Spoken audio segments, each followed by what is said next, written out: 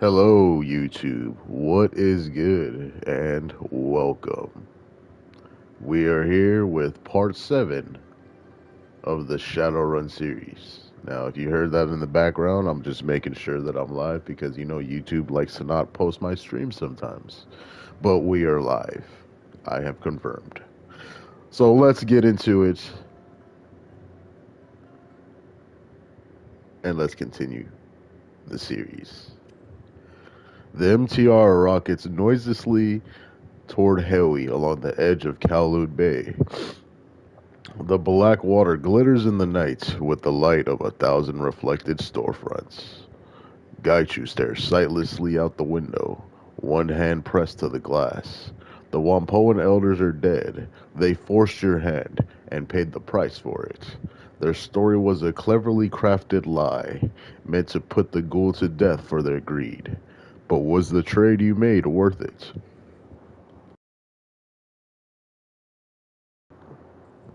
The uncertainty of that choice is as clouded as the sky above you.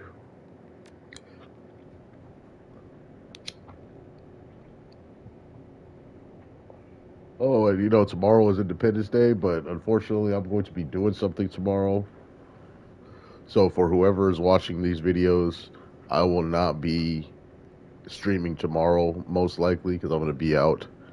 But we'll see. I might if I get home early. But if not, I will not be streaming tomorrow. Yeah, unfortunately. You know what I mean? All right, so we continued off here. Let's go ahead and see what's up with everybody. You enter and find Wu stalking the floor silently, one hand held rigidly near his hip, the other flexing and unflexing again and again. When he notices you, he nods once and goes back to his caged panther routine. You're gonna wear a hole in the floor that way. Wu keeps pacing. You need some? I need to know that you're not gonna go on a rampage soon. You see this? This pacing? This is how I don't go on a complete rampage. No, this shit is gonna be controlled. Been thinking about Josephine Sang. What she did to our family. What she did to Carter. His pace increases a bit, and his tusk jut forward slightly. Josephine's song. Goddamn Josephine's song. We'll find a way to get her Duncan. Good, because when we do, the old Duncan is coming out to play.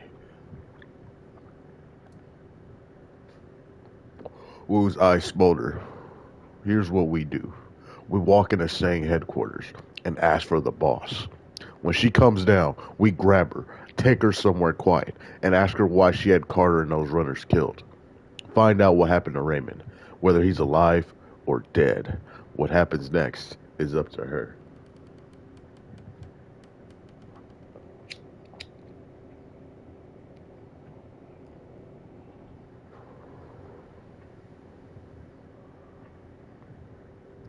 Kidnap a member of the Hong Kong Executive Council while there's an APB out on us. It's bold. They'll never see it coming. This is the way to go. My way.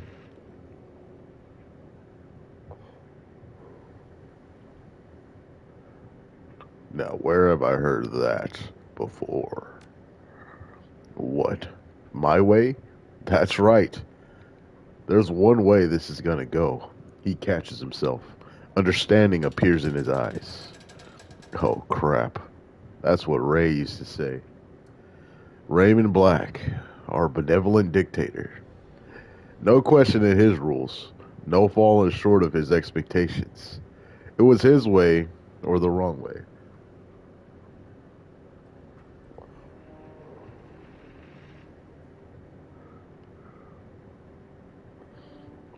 Or you'd get the full-on Raymond treatment. I didn't care to be on the receiving end of that. And I was, more than once, that's for sure. You remember what happened a few years ago? Or you remember what happened a few years after we moved out of the squat and into his house? The thing with Double Tray and Lockjaw when he accused us of relapsing back into our old ways? Man, that was when Ray's authority finally got tested. His raspy baritone is tinged with satisfaction when I finally stood up to him.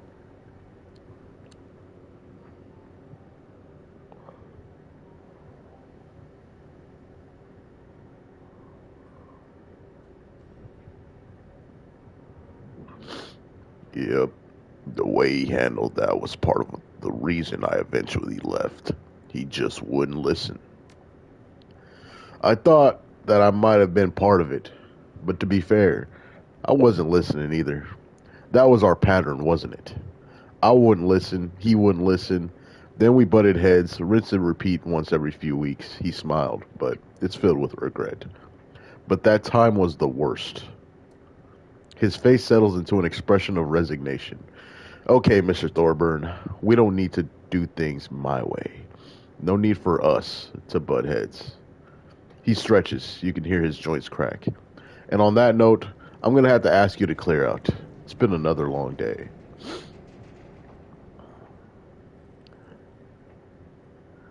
I'm getting the feeling that they're all going to be long days. Yeah, I'm getting that feeling too. Anyway, have a good night, Jax. I'll catch you tomorrow. Yeah, because his name is Jax Thorburn, but his street name is Zero. And Duncan knows me as Jax, not Zero. He doesn't know my Shadowrunner side. Excuse me.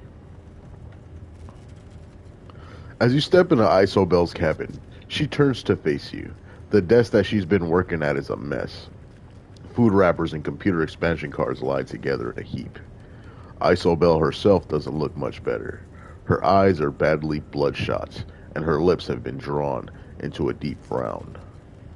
You're back, hey! She shoves a box of assorted mounting screws aside with her foot. What do you need? How are you holding up? Not great. I'll manage. Don't clam up on me. Tell me what's going on. When I unlocked these old memories, I told you that they were crystal clear, right? Every detail was perfect. It's still that way. And I think that it will always be this way. Or I think that it will always be.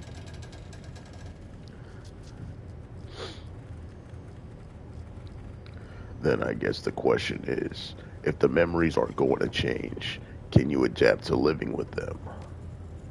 Honestly, I don't know. It's like having an eidetic memory. I'm stuck with a perfect record of every shitty thing that I saw and felt during my childhood in hell. It's not an easy thing to live with.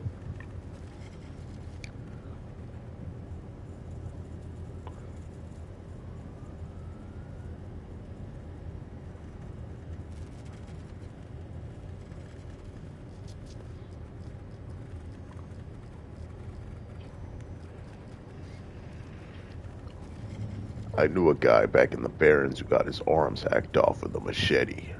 I'm pretty sure that he can't forget his past either, but he found a way to live with it. That's a different kind of pain, but I appreciate what you're trying to say. Anyway, let's get down to business. The sooner we're done with the walled city, the sooner I can move past this. I think that I've had enough time to process what's in my head. I should be able to give you some answers about the walled city. Not all of the answers, mind you, but something. So if you have a question, ask. Let's see where this goes. Now that you've unlocked your memories, I have a question about the walled city. She runs the tip of her tongue over her lips and nods. A look of fierce determination seizes her. Go on. Ask me a question. I'm ready. How did you get out of there when you were a kid? How did you escape? She heaves a sigh. Gobbet led me out.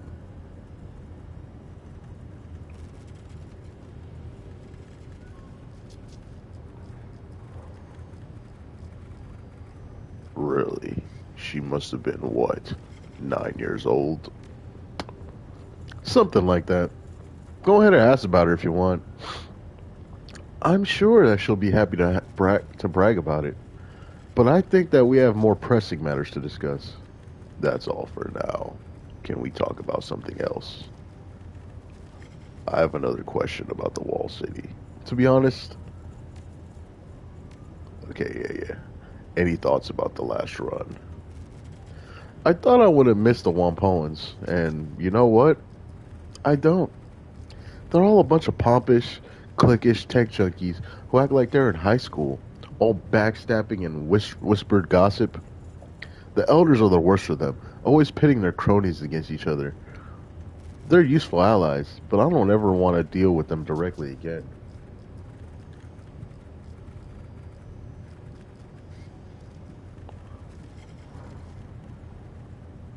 They had high school inside the walled city.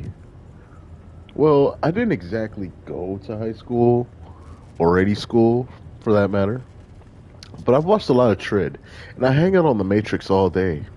I think I have a pretty good idea of what teenagers are like. I can't believe Ung and the other elders would be stupid enough to try and shirk payment on a Shadowrunner, a ghoul Shadowrunner, who's dressed like a red samurai. I mean, that pretty much screams bad idea on the face of it. What did they think was going to happen? They're good in the Matrix, but they've got a lot to learn about dealing with Shadowrunners. Anything else you want to know? I've got to go, Isobel. Good, because I've had enough for one day. I'm tired. Reliving this stuff is exhausting. Come back later if you want. I'll have had more time to unpack this stuff by then. But until then, please give me some space.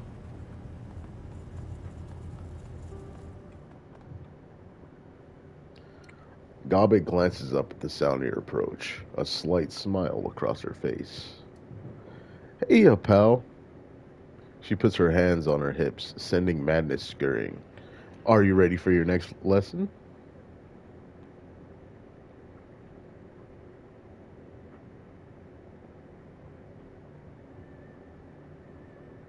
In a bit. I wanted to ask you about something else first.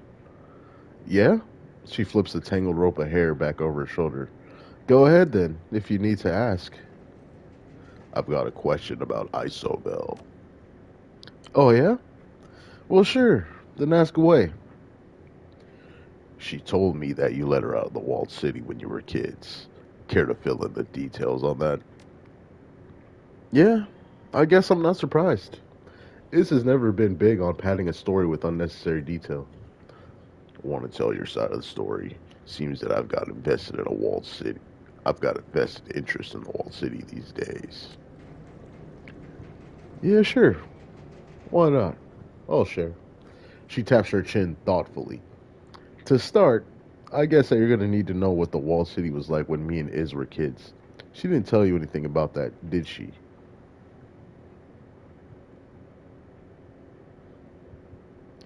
No, she didn't say much, other than that you saved her. Didn't think so. She reaches down, absent-mindedly strokes Madness's silky coat. The rat chirps happily at her caress. Well, for starters, you should probably know that the walled city wasn't always as bad as it is now. It was always dangerous, but 10 years ago, it was just a run-of-the-mill slum. Still safe enough that walking in didn't qualify as a suicide attempt.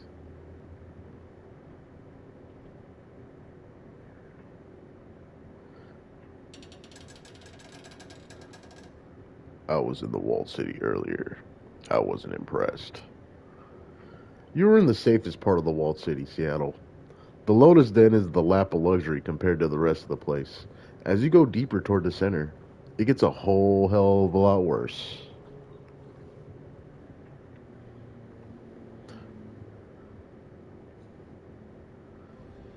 It's cool. I believe you. Good.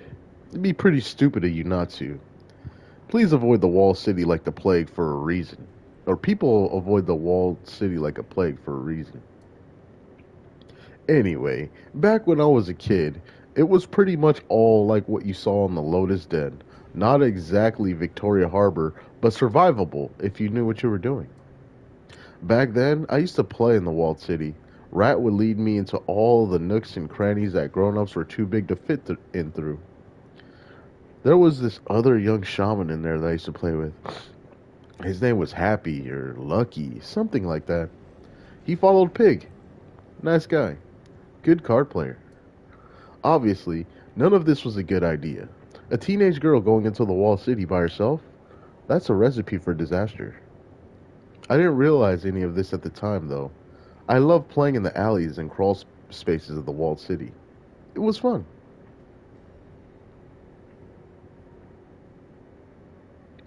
I did stuff like that in the Barrens. When you're a street kid, you make your own fun. Yeah, kind of makes you shudder when you look back on it, huh? It's like, where were those kids' parents? But then, with most street kids, that's a question that's best left unanswered. Now, with Isobel, it was a little different. She wasn't a street kid, not technically. She had parents who loved her. They just couldn't keep her safe. Because in the walled city, there's no such thing. How bad was it for her? Bad. Could have been a lot worse. Of course, her family could have been living deeper inside the wall toward the center.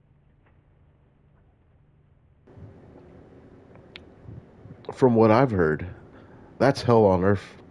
But Isobel and her family had it bad, though. They were in the Mansion District.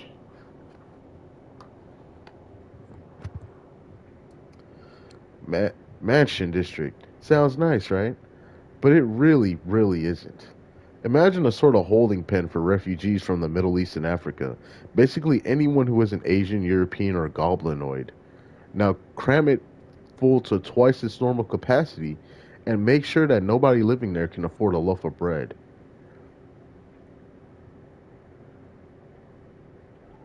Why was it called the Mansion District?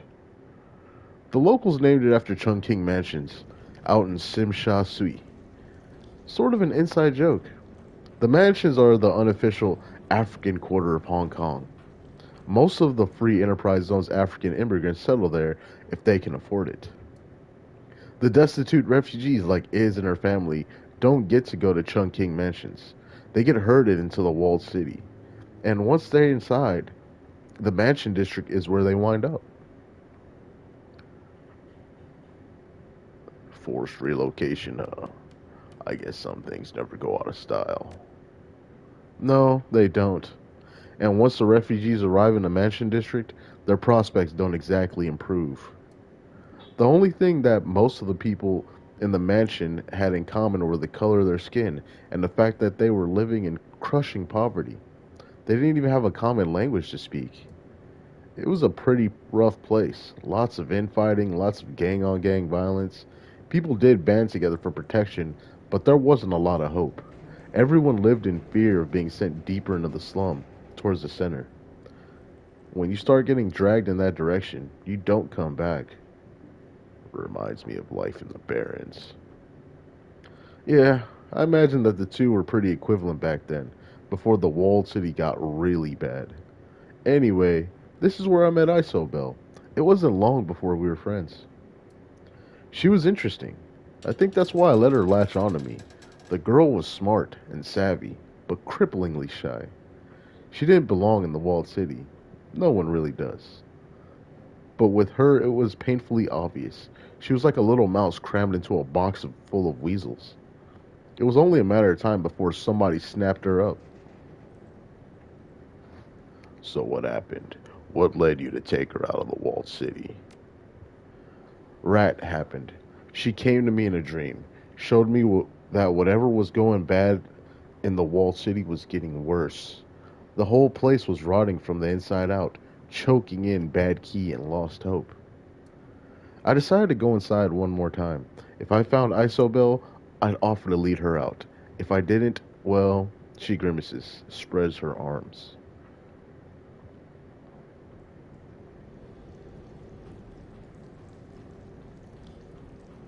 You'd have left her there. Look, it was her home. It wasn't mine. And I wasn't going back in there again. Period. I decided to go just that once, and against my better judgment, to see if I could maybe take Isobel out of there. But that was But that was gonna be it. I wasn't gonna die to save her. That's noble of you. Anyway, I did bump into her, and she did follow me, and Rat got us both out safe. She offers you a weak smile. So there. Happy endings all around.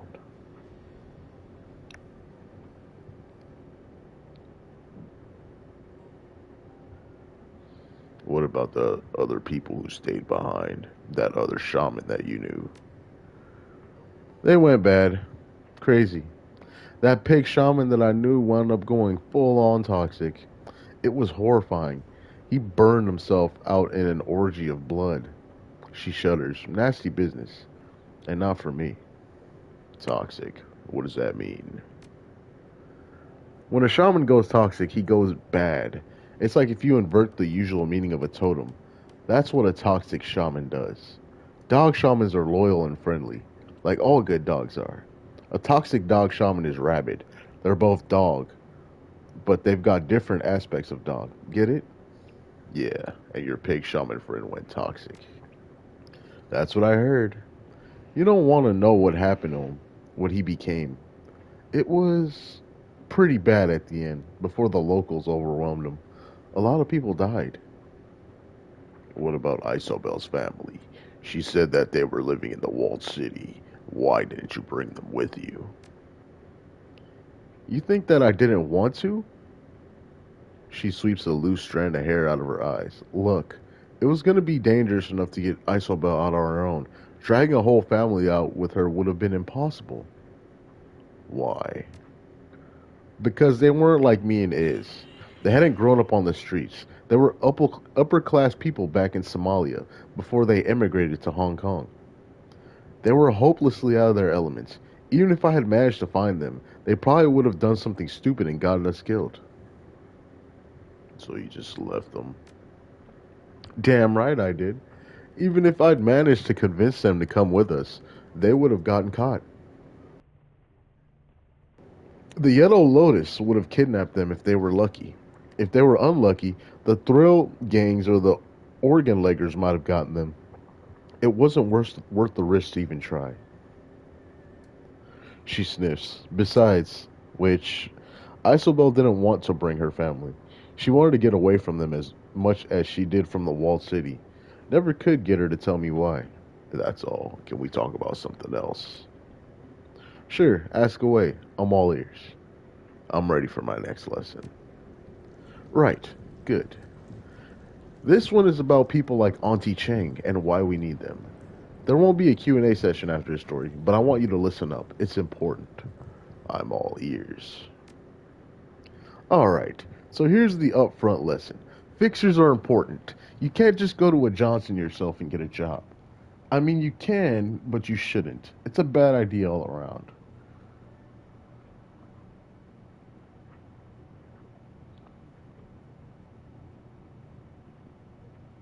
If you can find work on your own, why even bother with a fixer? You're giving someone a cut of your profits for no reason. She shakes her head. No, Seattle, not for no reason. Auntie Chang and people like her serve a purpose. You get a job from her, and you can trust that she's vetted the client. That's important. It protects the whole team. She takes in a breath, lets it out slowly. You, remember the lesson from last time? The one about Sui and the shiny object? Yeah. Well, after the run was over, we went back to the sinking ship for some R&R. Sui had told us about the client, or Sui had told us that the client would be sending a boat to collect the shiny object in the morning. All that we had to do was keep the thing safe until the handoff.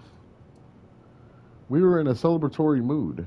We'd killed an evil wizard and stolen a priceless artifact. A good night's work by anyone's standards. Honu and Egret got good and drunk in record time. Sui went back to his cabin with the shiny object to, I don't know, stare at it for a while or something. I retired to my cabin and crashed out. It had been a long night. I remember waking up to sounds. Yelling, maybe? I was groggy and they were far away. I couldn't quite make them out. The clock said 4:30 a.m. People were always partying on the raft, playing loud music, shooting off fireworks, that kind of thing. So loud noises early in the morning weren't unusual, but something felt off somehow.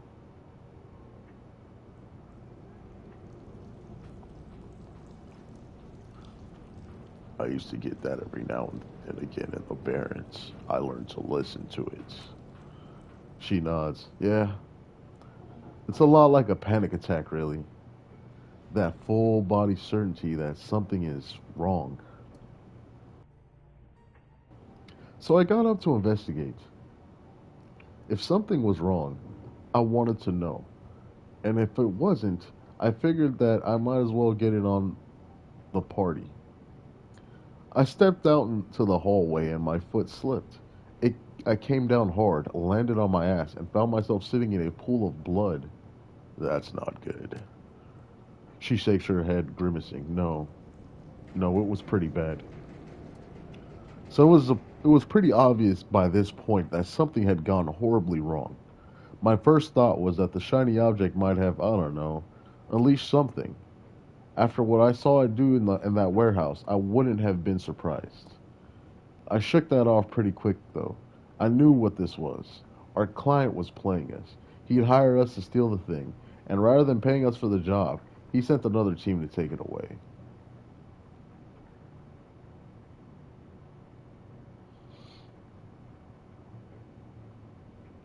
Given what happened at the warehouse, I'd have assumed that the shiny object was to blame.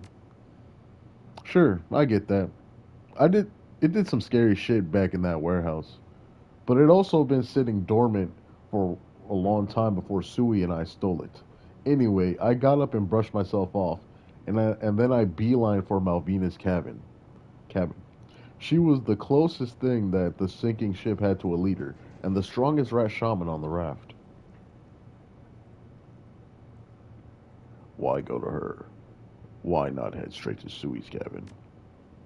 She stares at you blankly. Because I'm not an idiot. Sorry, that wasn't aimed at you. But think about it for a second. If there was a retrieval team coming for the shiny object, and they were strong enough to handle Sui while he was holding it, what chance would I have of stopping them? I figured it was time to bring out the big guns. Malvina was the one whom I could get them from. I passed some pretty bad stuff on my way down to Malvina's cabin. It was old man Juan's vault all over again. The torn up bodies, the blood streaked floors. I saw people who've been cut apart with machetes, scorch marks on the container walls. She bites her lip, grimacing at the unpleasant memories stewing in her head. Deep down in the pit of my gut, I could feel the thrumming vibration of the shiny object. That heartbeat feeling that I had in the warehouse. It was back, and stronger than ever. Whatever that rock was, it was awake. Did you make it to Malvina's cabin? Yes. I burst through the door, all ready to spread the news, and someone smashed a gun into my face. It was Cadmus, my friend. He jammed the muzzle of his super warhawk into my cheek so hard it hurt, then grabbed me by the belt with his other hand. I wasn't going anywhere. Just over his shoulder, I saw Malvina.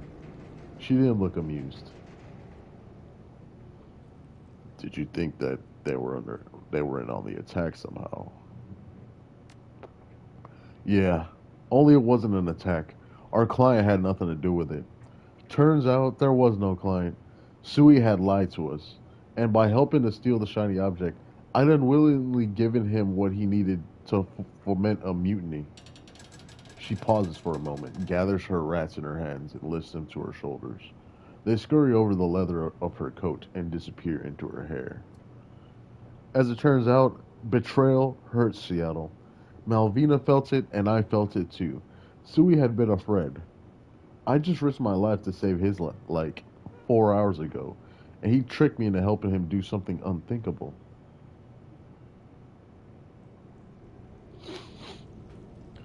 Why do you think he did it? Why all of this over a heap of junk floating in a bay? I don't know. Maybe he'd gone toxic. Maybe he got ambitious and wanted to be the king of our little aquatic hill. He didn't discuss it with me first or anything. I'd be willing to bet that something had gone rotten in Sui long before we ever met. He was pretty damn good at hiding it.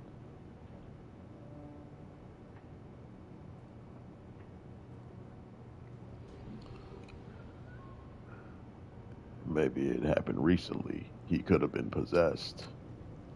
She holds up a hand. I don't know why he did it. Frankly, I don't care. The only thing that's important here is that he did. I'd have killed him for that. Yeah, well, we're getting to that. But I wanted to, believe me.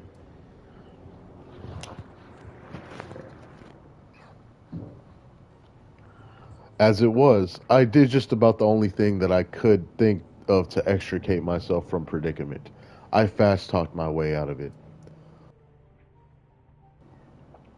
I opened up by doubling down on my loyalty to Malvina, Cadmus, and the status quo on the sinking ship, swearing my undying friendship. You know the drill. I did a good job of it, but they still looked a little iffy. Iffy with a warhawk is bad. So I volunteered to prove myself by seeing the shiny object back from Sui. I know, right? Not my style at all. But then, I didn't really have a choice.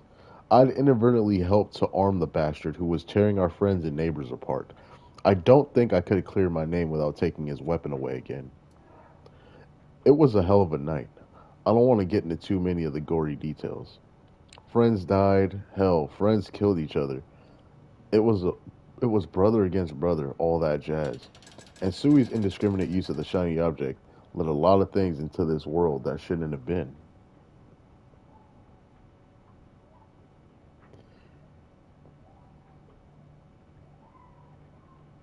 So did you wind up seeing the thing back from Sui?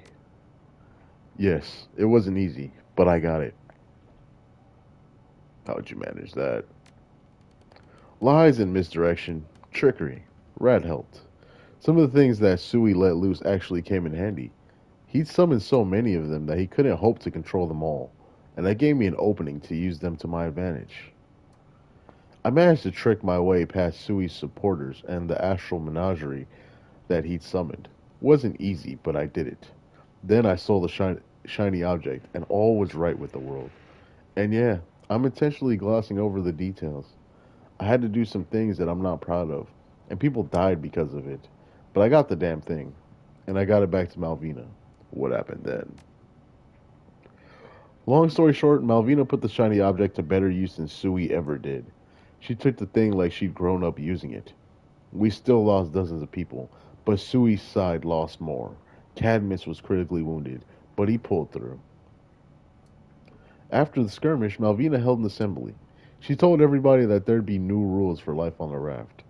Anyone who refused to follow them could leave, and if you broke them, you were done. The rules of the sea and all that.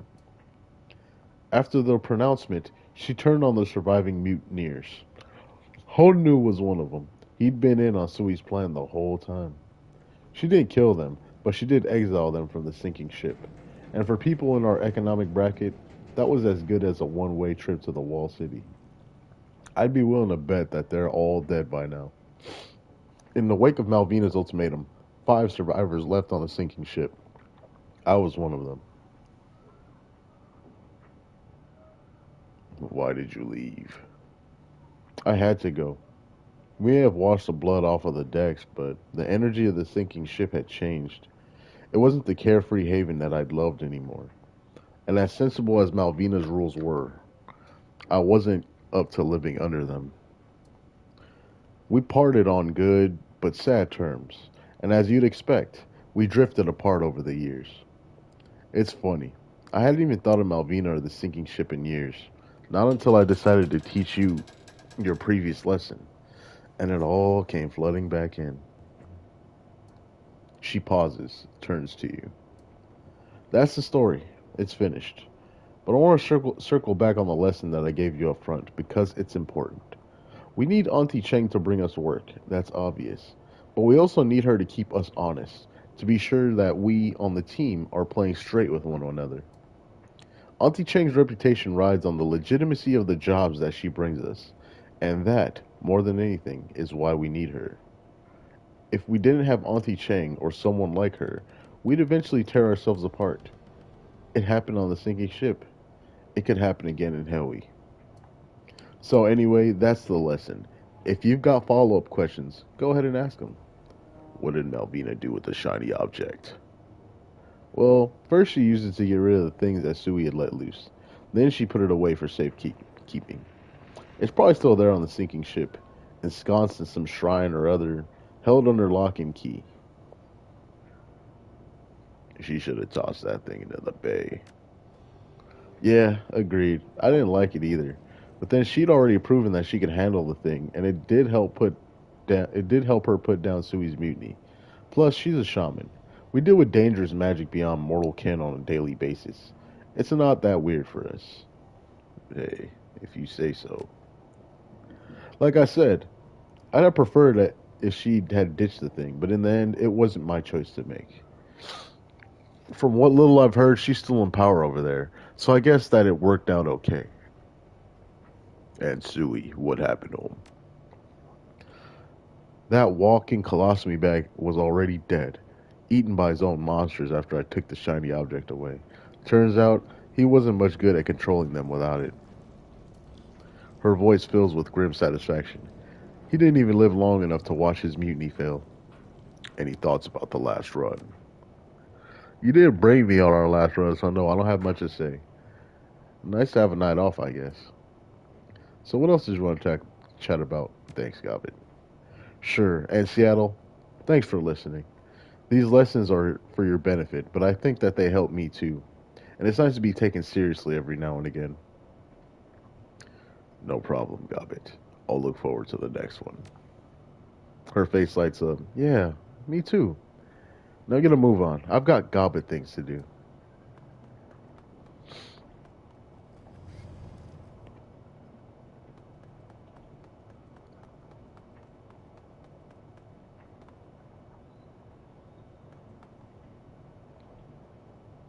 My friend, there is something that I would like to discuss with you. Something related to the Aries run that you recently accepted. You may recall my story about my former colleagues Taylor and Hardingham, the ones who stole my research. They work at that facility. If the auto repair circuits that they took from me still exist, they are there. I need you to bring me on the run to retrieve them. Of course, you'll be the first man on the train when we head out. Thank you, my friend. You will not regret this decision. I guarantee it. Ractor's shop is curiously silent. As you step down onto the grated metal floor, the sound of your own footsteps reverberates through the echo chamber of the converted engine room. Welcome back, my friend. He leans against his desk. Is there something that I can do for you? Quiet night in the shop, huh? Yes, yes, a quiet night. He takes a drag on his cigarette. One best suited for contemplation, planning, and visions of the future. Care to pick up where we left off last time? His smile widens, light gleams off of strong, sharp teeth, lending him a predatory appearance. If you like. I must confess, I have rather enjoyed our talks. It is good to have a sounding board to bounce ideas off of.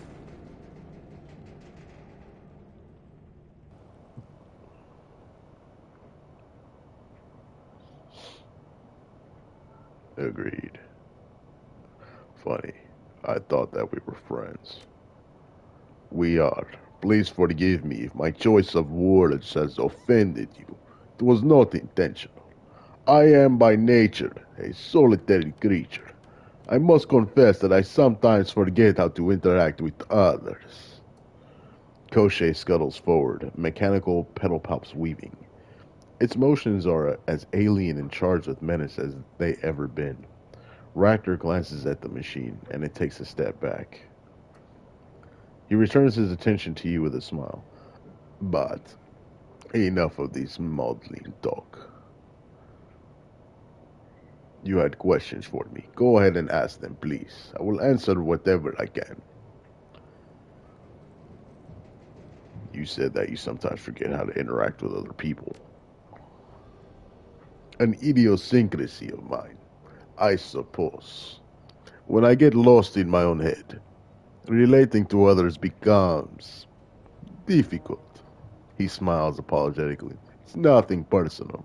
Just a quirk that I occasionally struggle to hide.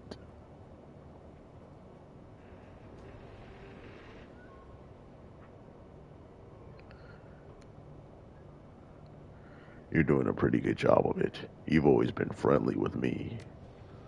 But when you come down here, we talk about things that are relevant to my interests. That makes it easier.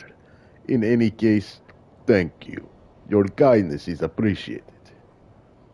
The last time we talked, you hinted at Koshe being special in some way. I want to hear the full story. Yes, I had figured that you might. Tell me, have you noticed anything unusual about Koshe in the time that we have worked together?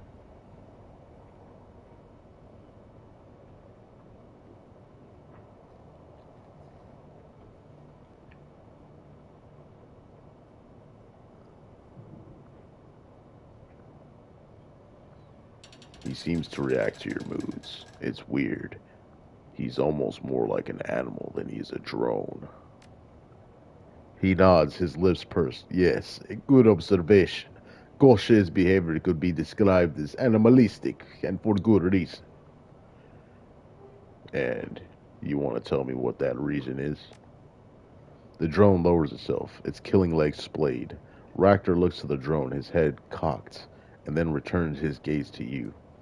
His behavior is not drone-like because he is not a drone, at least not in a way that you would understand. He is a prosthesis. Explain. The principle is really very simple. You can think of him as a cyber limb, if you will. He may be separated by distance, but he is joined to me as surely as a replacement leg is to its wearer. Hang on. You're telling me that you're always rigged into your drone? Not on a conscious level, no, but subconsciously, yes. There is a constant two-way stream of data flowing between my brain and his systems. When he takes a step, I can feel it as a tingle in my spine. When he tears into flesh, I feel the satisfaction. We are a singular entity in two bodies, metal and flesh made one. You're gonna have to explain that. Koshe acts as a home for my primal animal impulses.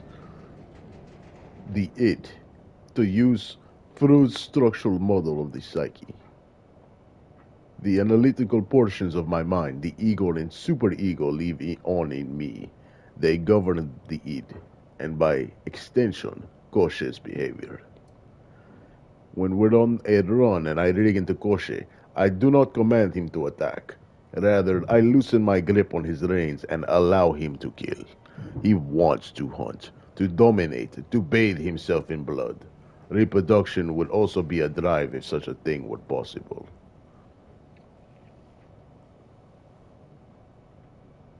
How can a drone have these sort of instincts? He doesn't. They are my instincts, streamed into him on a continual basis. They lend him a semblance of life, albeit one driven entirely by my reptile brain. If the stream were interrupted by my death, say, or a malfunctioning data jack, Gaucher would fall as lifeless as any other machine.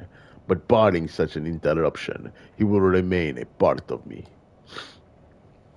One day, perhaps I will perfect him, and a part of me will live on in his chassis after the meat of my body dies. But for now, I am satisfied to live with him as a combined entity, man and machine, joined through a form of neuroparabiosis into a single being. A beautiful first step into a post-human future. I guess that if I have to know a mad scientist, I'm glad that he's on my side. He snickers. Well said, my friend, and the feeling is mutual. If I must associate with violent criminals, I suppose I am happy to call them my friends.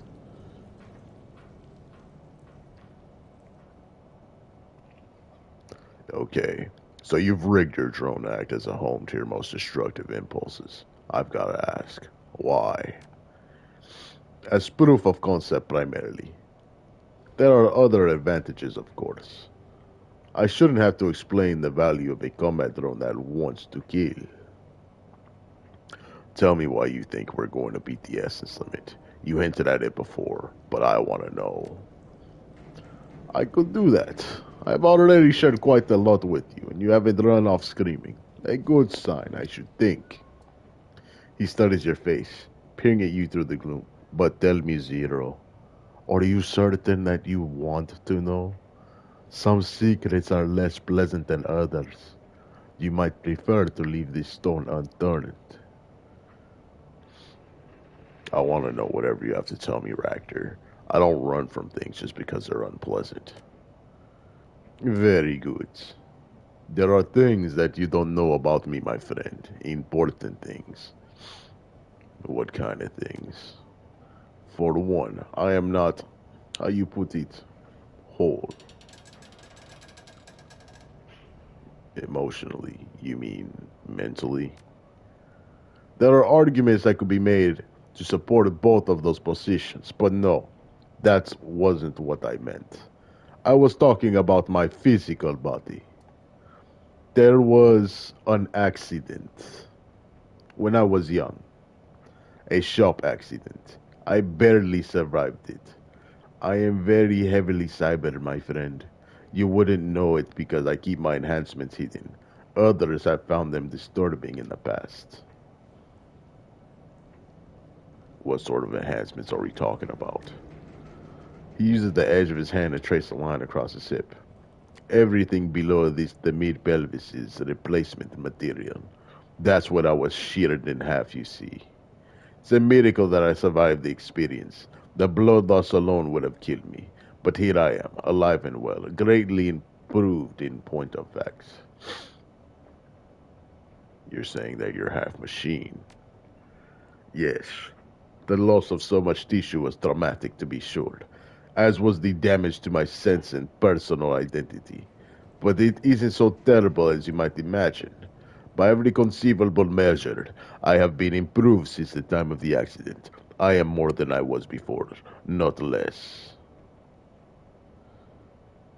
I'm not sure that I can imagine anything worse. Then you have a poor imagination. Look at me, my friend. I have legs, better ones than the pair that I was born with. And my reconstruction has yielded other benefits that more than make up for any tissue that I might have lost. He taps his temple with a finger.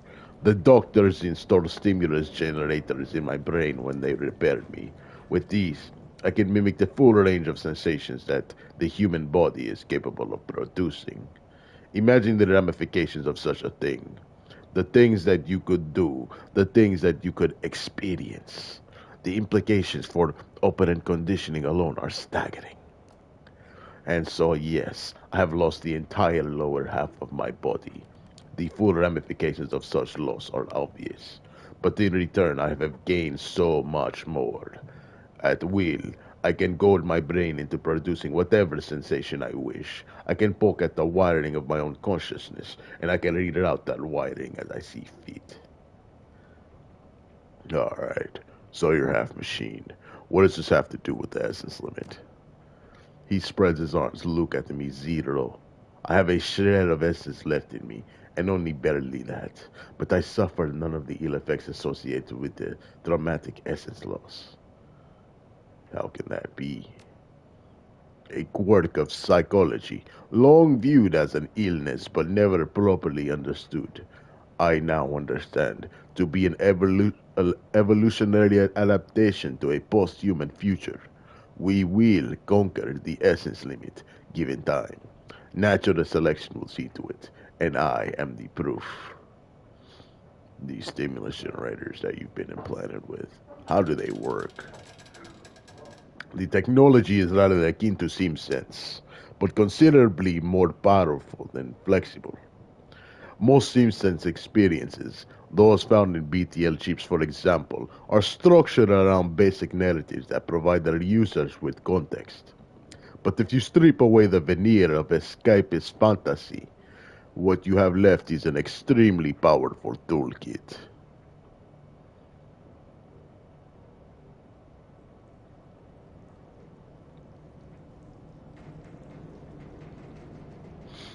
You mentioned operant conditioning before. Have you tried that? Reprogramming yourself. Oh, yes, in my position. Wouldn't you?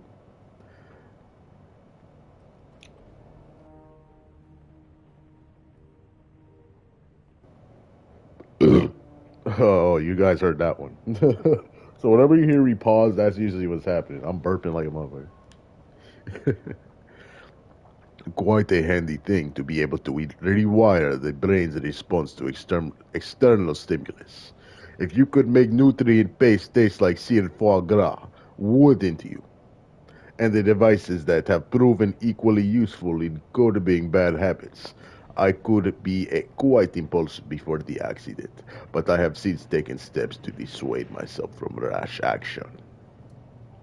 All that being said, I must be careful not to overstep my bounds. Reprogramming the brain is a risky endeavor, however great the temptation might be. Have you ever heard of anyone else who's gotten these implants? I know of a handful of other recipients. From what I've heard, the others were all driven quite mad. To be handed control over the inner workings of one's own brain is a tremendous responsibility. He shrugs. Perhaps the others were less well equipped to handle it than I am.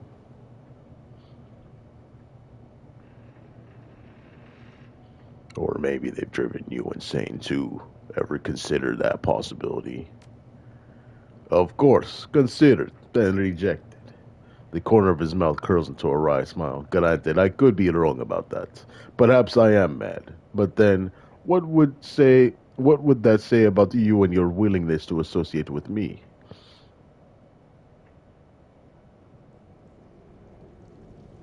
So what else have you been keeping from me? I know there's more to the story than this. There is, my friend, but nothing that can't wait till tomorrow.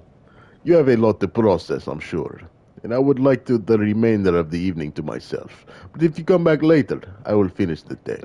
Sure, Ractor. We'll talk tomorrow. Very well, very good.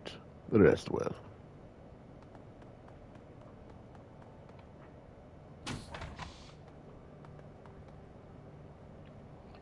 The storage room that functions as Gaichu's cabin is a cramped, overheated mess. Piles of old ship parts share space with tarnished cookware, flats of instant noodles, a collection of cast off clothes, and reams of diagnostic manuals for obsolete computer hardware. To top it all off, there's barely any light whatsoever. All the bulbs in this room are missing.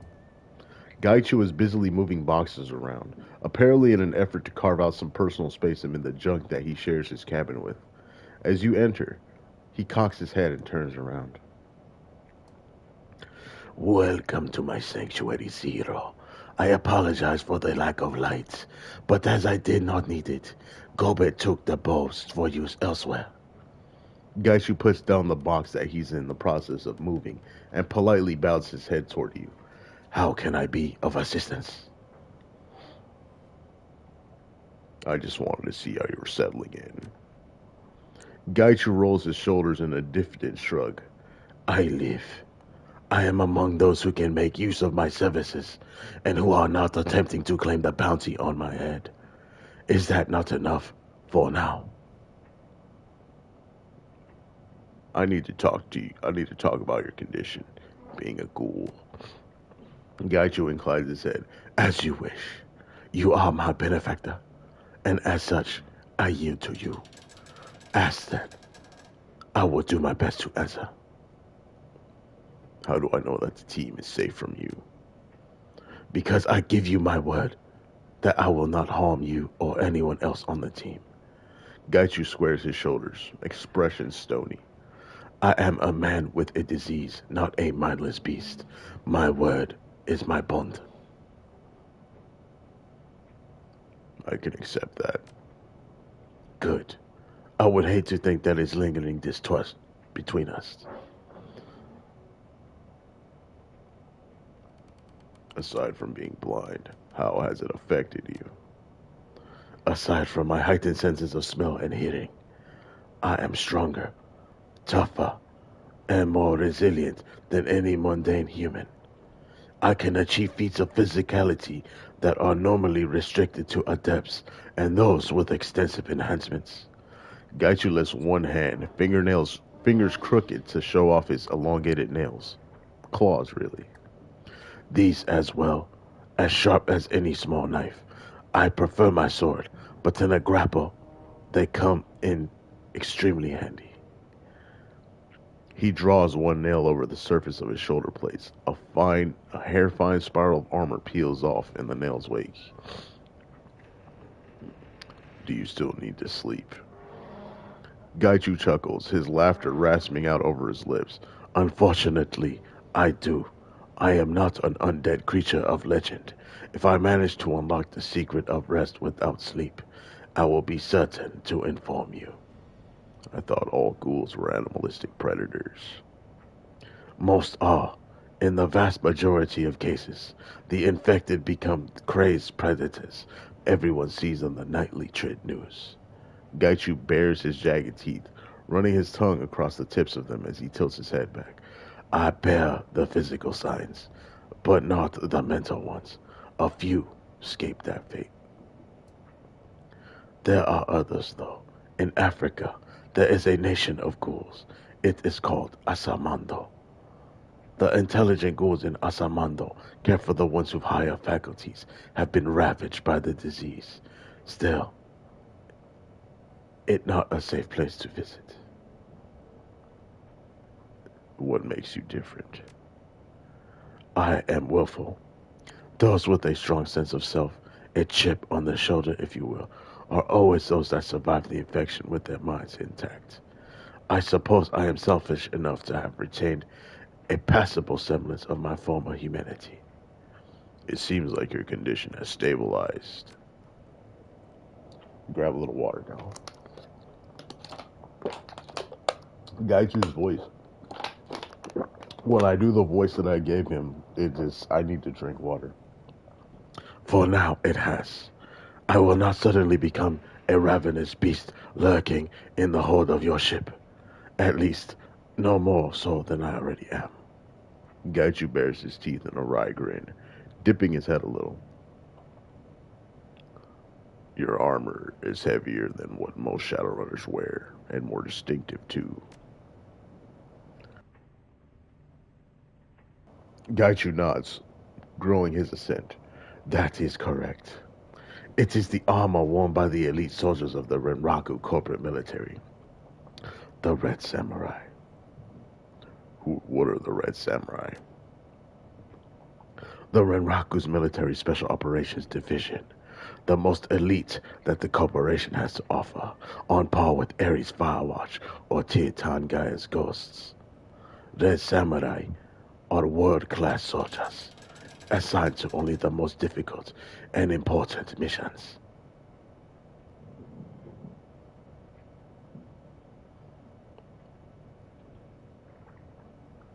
Aren't they coming to look for your armor?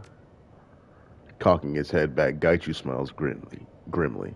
Of course they are, but not for the reasons that you assume. What do you need? What do you mean?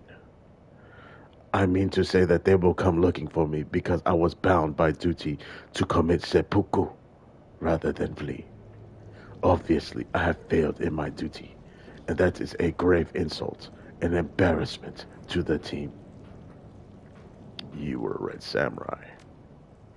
Indeed, for the entirety of my adult life, I was a member of the Renraku military, specifically the Red Samurai.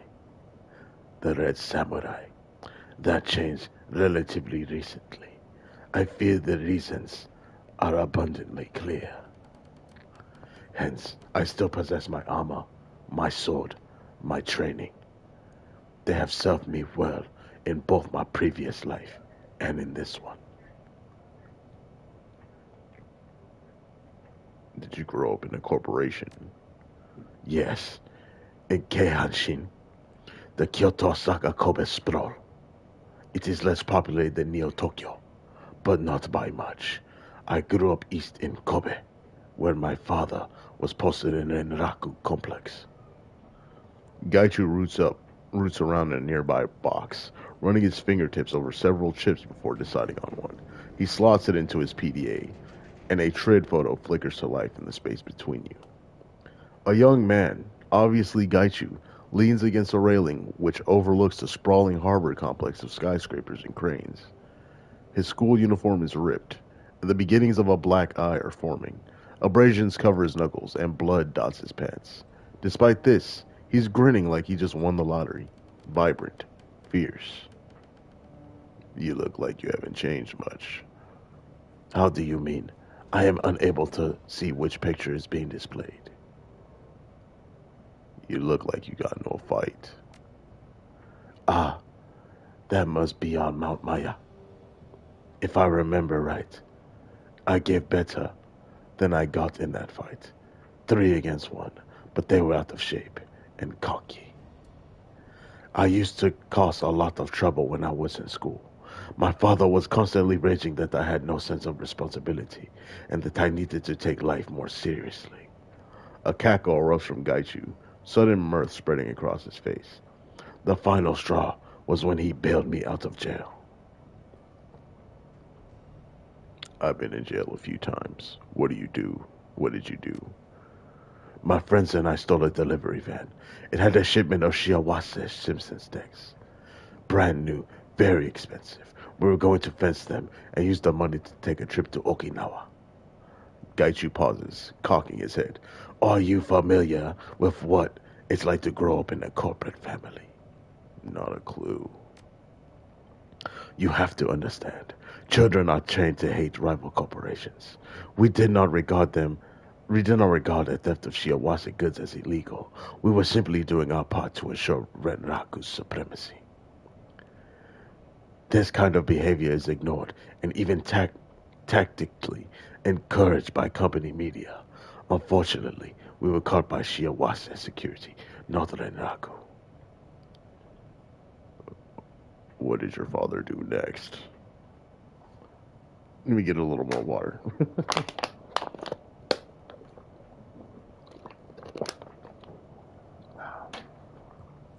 Gaichu clicks his tongue a few times. He seems reluctant to continue. That is a story for another time, unfortunately.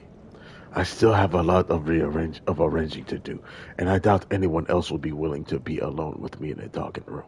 Come back later. We can discuss it further. Okay, if that's what you want. Gaichu bows politely. It is. And thank you again for your hospitality.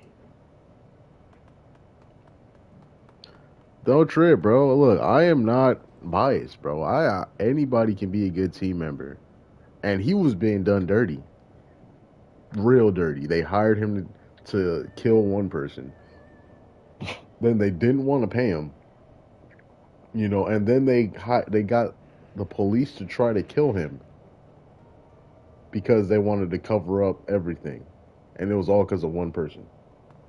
Come on, that's messed up. I see that is unjust and that is wrong, and I will not allow it. Like, it's just as simple as that. I will not tolerate or allow things like that to happen to other people if I can, if I can get involved. Jin frowns. Look who's back. Why don't you go to it? Why don't you go egg a car or something and leave us alone? I, for one, enjoy Zero's visits. A hint of a smile touches Lao's lips as Jin grumbles to himself. How can we help you? Sorry to interrupt. I was just wondering if you're all still having the dreams. This again? Don't you have anything better to do? Yes, we're all still having the dreams. Lao's voice is calm but troubled. However, they've gotten a hell of a lot worse. Jin shifts uncomfortably. Look, let's not go into detail. Anything would be great. He mulls this over. All right, but afterward, you have to let us finish our game. Sure. He nods approvingly, then glances at Lao and Shu before continuing.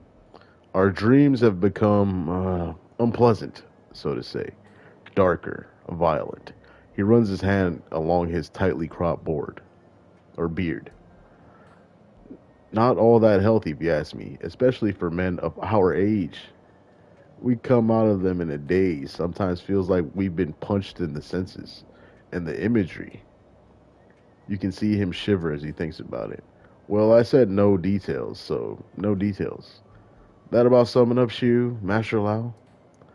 I have nothing more to add. Shu? Shu's eyes bore into you. No, nothing. Is everything alright, Shu? You've been staring at me for a while. Shu continues to stare at you, his face pale. He opens his mouth, closes it. He seems to be struggling to find words. What's wrong with you, Shu? You better not be having a stroke. We're in the middle of a game. I feel like I read this before. You need to go faster. The shadows that follow you are getting closer. Understood. Yeah, I've read this before. We read that before, so we're gonna skip that. Sorry, I didn't realize I read that before, like until just now. So if I happen to have read something before, I'm just gonna skip over it. Nothing new to report, Zero. You're welcome to take a look around here for supplies. Okay, I was just browsing. Thanks, Crafty. Blah. Okay. So the next thing we need to do is how much money do I have? Oh yeah, we have 11 karma. So that is great. That is definitely great. We are going to invest. We're gonna go ahead and put a 5 in range combat. You know what? I feel like rifle is really good in this game, so we're gonna put a 5 in rifle for now. Yeah, we'll hold on to that 1 karma. So we're gonna go check out guns.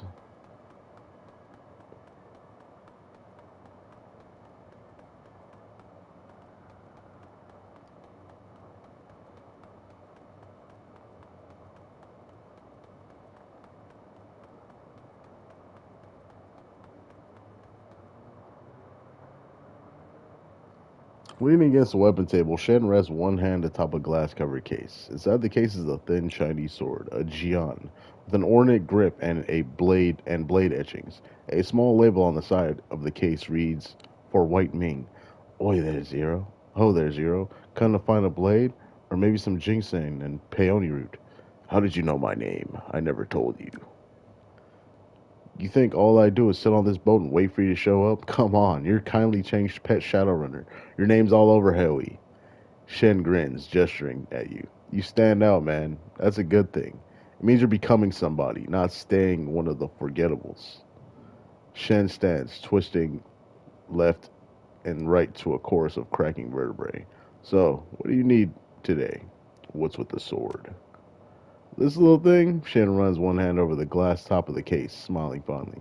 This is a masterpiece, crafted by my own hands as a gift for White Ming. He's being elevated to a red pole. 120 centimeters in length, 3.5 centimeters width at the base, tapering to 2.75 before the tip. Half a centimeter in thickness, with a twinning dragon motif along the fuller. And it lights on fire when the appointed owner holds it. That sounds impressive. It's more than impressive. It's a damn masterpiece, is what it is.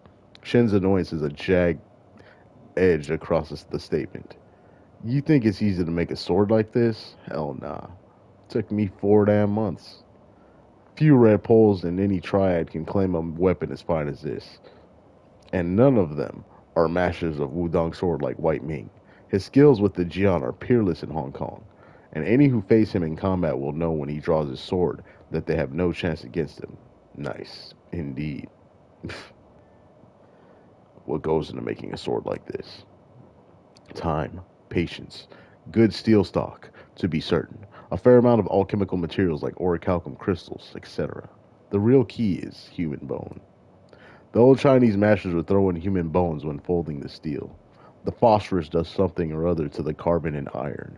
And I can't really explain it because I'm not a metallurgist. I just do what I learned on the mountain. But it works, believe me. It gives the blade a soul. It's not so much the edge that cuts, but that soul. It's why weapon posse go through spirits like a knife through butter. You know what? I might sell that sword I have on me. Or I might give it to Gaichu, to be honest. I might just give it to Gaichu. Let me see. How much would it cost if I... Can I sell it? I probably could. Oh, nope. Nope, nope, nope. Let me see, man, because I do want to sell that thing. But I might just give it to Gaichu. Give him a spiritual sword. That would actually be pretty dope. A ghoul with a spirit sword. That would actually be pretty dope. Yay! See if this dude's talking about anything new. Frederick Coffey stands stolidly. Damn, that is a hard word. Stolidly. I don't know how to say that word. By the club door, his arms folded across an impossibly large chest. He eyes those entering and leaving the club like a god might look down from Olympus, and he smiles while doing so. Hey, Zero, been hearing more about you. Yeah, what'd you hear? Oh, this and that, probably all misinformation or slander. You tell me. I heard you might have killed some guy, or maybe a couple dozen guys. Maybe even that you're a terrorist. Not sure that one fits, but you do look like a heavy hitter. I'm a lover and a fighter. Club 88 caters to both. And you're in the right company with me. You know they call me the untouchable. Never taken so much as a scratch. Of course, my snot brother says it's because people are afraid to hurt me. Else they might lose face with our parents. As if that would ever stop some of these punks, am I right? Not a scratch. He pulls up his taut t-shirt, revealing a thick layer of form-fitting body armor below it. Of course, things that get stopped by this stuff don't count as scratches. I gotta go use the restroom. I'll be back. Hold on.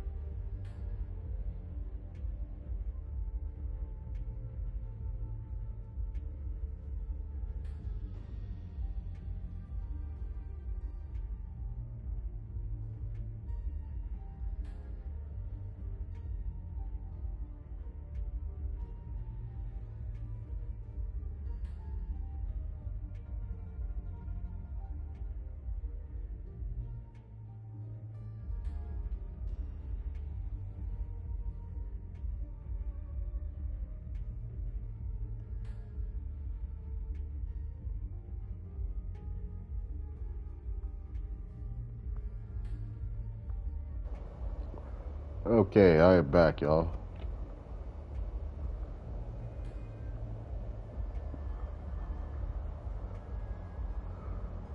Handle some rough customers, have you? It's what I do. Think about it. Inside my brother sells the kinds of things that will make a Buddhist monk turn psychotic. And then in the back, my ma is selling enough firepower to blow the roof 6 times over. In other words, we sell petrol and matches, and yours truly is the firefighter. But this firefighter ain't never been burned. No, not once. Impressive, right? You just let me know if you're needing some additional muscle. You can call on Mr. Untouchable to get the job done. Did we just get another rudder? Not for like the team, but desirable. Tell me more about your family. You may think I'm impressive, and sure, my brother Callum and my mom both work hard to keep this place afloat. But people don't realize the things about my ba. He's not just some old sailor. You want to know the secret?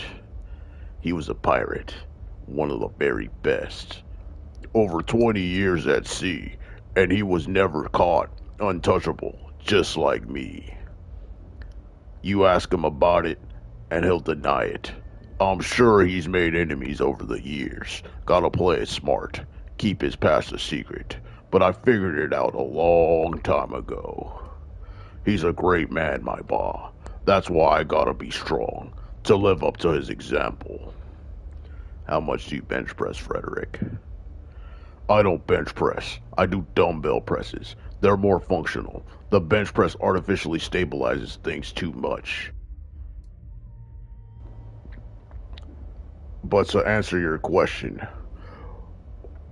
when I do bench, I max out around 700 kilograms. He grins confidently. That's double the current world bench press record for unmodified humans, by the way. So let's see how much 700 kilograms really is.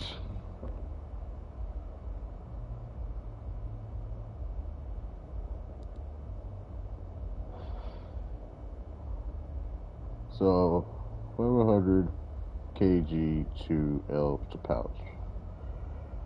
Holy crap, dude! This guy can bench 1,543.236 pounds. So this guy can bench press 1,000 pounds. Is it 1,000 pounds a ton? So this guy can literally bench press 1 metric ton. Or over a ton. 1,000 lb.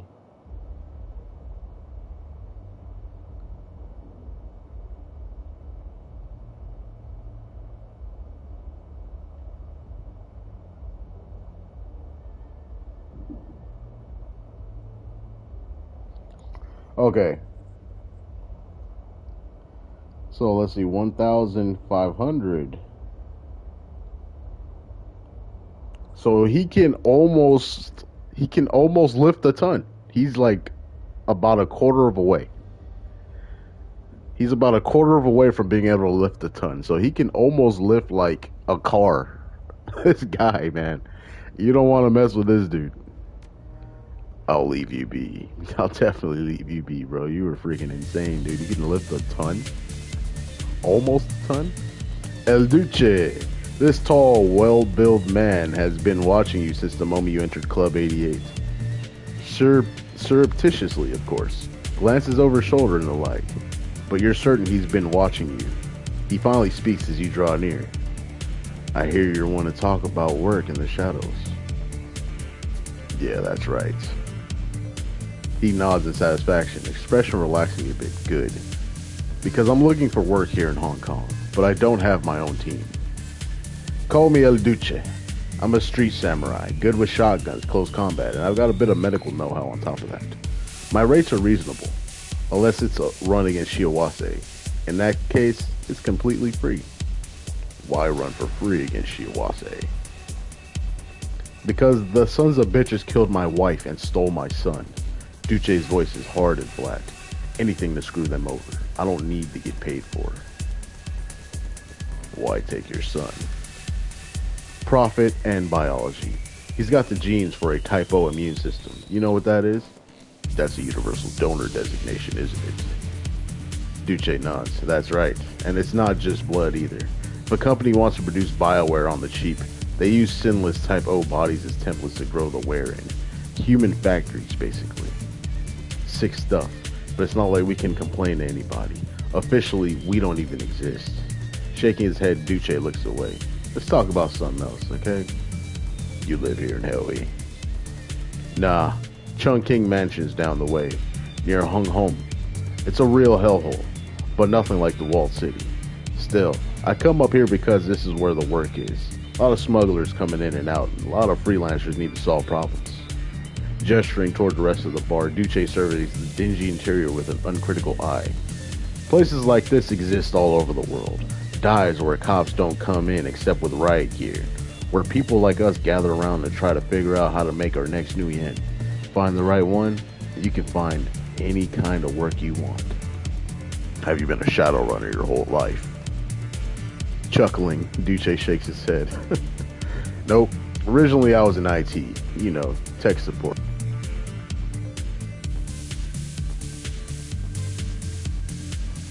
Oh boy, I had to sneeze. That's a hell of a jump to being a Shadowrunner. Yeah, well, having your wife gunned down and your kids stolen up, we gotta sneeze again.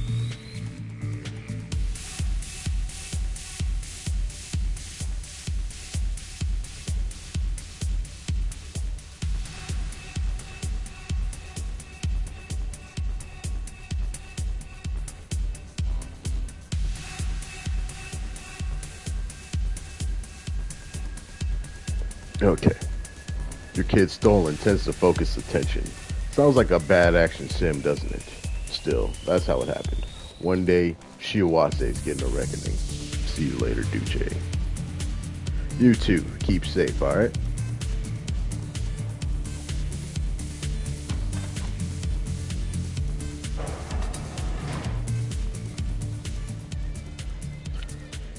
It feels as though a pall hangs over Club 88.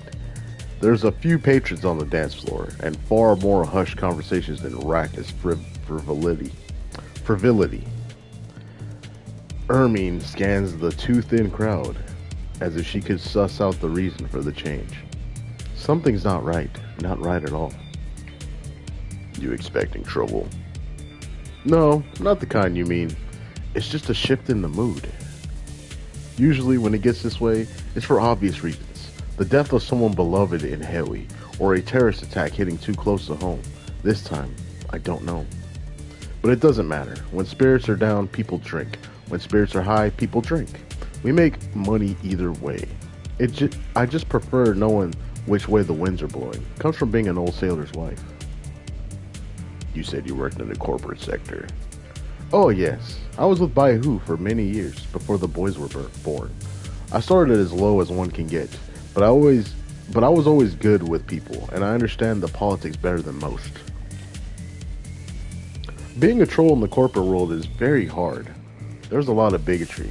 However, I turned it to my advantage in every way I could. People underestimated me. I used that in every way I could, and sometimes being able to project raw, contained power is very useful. Slowly, I climbed the ladder. Sometimes I wonder what might have been. If Callum hadn't come along when he did, but there's no changing the past. Are things with Callum any better? No, he's become even more distant of late, more secretive. I saw him talking with someone the other day, the kind of person who doesn't belong in Hewi, and shouldn't even be here. I don't know who they were or what they wanted, but Callum is clearly trying to hide it from me. I have a bad feeling. The same heavy feeling that hangs over this place. Something is wrong. Something bad is coming from my son, and I don't know if I can stop it. I'm sorry. I shouldn't bother you with my worries. Surely you have more important business. Can I have a look at what's in stock? Alright, so...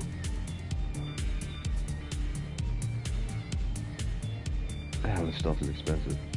You know what? I'm gonna buy a Browning Max Power. It's only $650. I'm also going to buy. How much is the shotgun? 1,500. Oh my god, dude. Oh my. 13 fit. Oh, dude, I am poor. I guess we'll just buy a Browning Max Power then, I guess.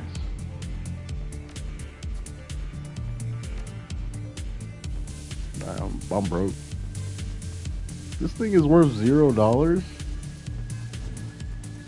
I guess we hold on to it then. Poor, I'm so poor. Why don't I have money? Let's go ahead and sell this Seska. Um, I don't need that.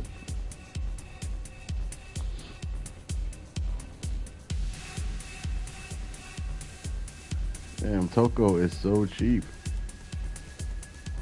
I'm kind of desperate for money though. Kind of desperate. So I'm gonna do it. Now that we have 2,000, I think I'll hold on to that because I do want some cyberware and I don't know how much it costs. The elder of the two Kafai sons is once again lost in his cups. He watches, bleary-eyed, as patrons pass him by. Something in his expression makes it seem that he resents each one, simply for being you again. Decide to make this whole home. Have you? More like a base of operations. Oh, don't you sound all soft. Sit down if you'd like. I can tell you tales. Tell me a story. Have you ever hear the one about the Phantom Sailor? They say he was once a good man, provided for his family, loved his wife and children. He spent many lonely days out on the sea working hard to make their lives better. But once the ocean takes its toll, every time he returned, he came back with a little less of himself. Until one day, the thing that came home was just a shell, the mindless body of the old seafarer, with his soul still lost at sea. The mind and body call to each other, and one day, the sailor will walk down the beach and step into the waves, letting the ocean swallow him whole. True story. Tell me about this family of yours. What's to tell? My brother is a meathead, and my parents don't even know or care who I am. They say they care for family first, but to them, family isn't four people under a roof. It's some abstract concept. It's the name that matters to them, the Kafa name. That's family. My mother only cares about the business. Any hint that I want to look for better opportunity is met with lectures. As for Ba, well, he's never been the same since his life went into the dry dock. First chance I get, I'll leave it all behind. Mark my words. I'll leave you be. You catch Henry Kafi lost in Revere, staring at a wall plastered with photos. And while most are signed celebrity headshots, there are scattered among the more personal images from days long past. Lots of faces on this wall. Lots of strangers staring back at me. We're all strangers to somebody.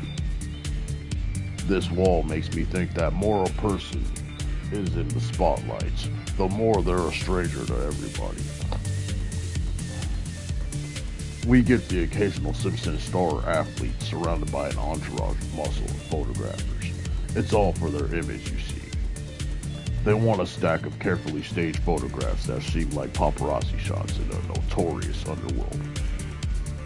Hideout in Arms Bazaar, Henry smiles sardonically. If we were really all that, the HKPF would have bombed us by now. Club 88 is a neutral zone, and Ermine deals mostly in small arms.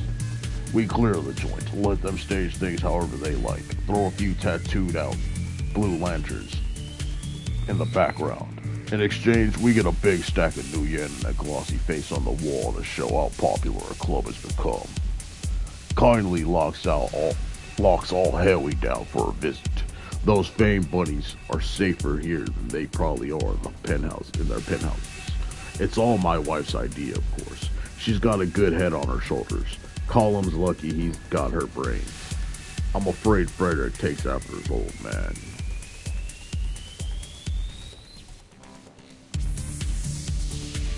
But wasn't it you first started running guns through here? Heard about that, did you? Loose lips. But yeah, I took a turn as a small-time smuggler. Less excitement than you might think. Never really made all that much extra money doing it either. Had it been riskier, I never would have bothered. But our boat's engineer was a good friend of mine, and he was in on the deal. He could tuck away those crates in the engine room where only he knew they existed. I just had to be I just had to shepherd them on and off the boat. Probably could have negotiated better deals, but I just wanted to be rid of the stuff as fast as I could.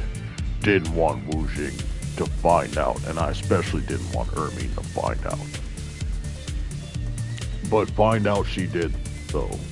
She surprised me with her reaction. Thought she would throw a fit, but the only thing she was mad about was my profit margin, and so she took over. Tell me about you and Ermine. She and I grew up together, here in Hewi. We were childhood sweethearts, but how often do such things last? Then back in 21, when we were both 18 and unsure of our futures, we both goblinized. The world was turned on its head. People said it was a disease or the result of a biological weapon. There was panic everywhere. But Ermine and I saw it differently. We saw it as a sign that we were meant to be. It didn't matter if we were lepers, because we were lepers together. Wish I could say she was the first and only love in my life, but there will always be another. I heeded her call for far too long before finally sitting down here with Ernie. Even so, that call is always there, tempting me to come back, to be lost forever. Worse ways to go, I suppose. I do my best to resist, try to focus on what Ermine has built here for us. All EVP. So I'm assuming it could be the sea. Maybe it's his second love. All right, so I want to buy that armor. It's not like clothes, but it's basically an implant. Ambrose is staring at a flat panel monitor on the wall. A local news channel zoomed in on an ultra-modern aircraft carrier, moored in Victoria Harbor. You following the IGN story? A Kensai fighter wing from the Masamune did a honorary flyby of the executive council meeting today. They're rattling the saber hard. Everybody's being courteous as hell, but nobody's blinking. The IJN, the Masamune, what are you talking about? The Imperial Japanese Navy.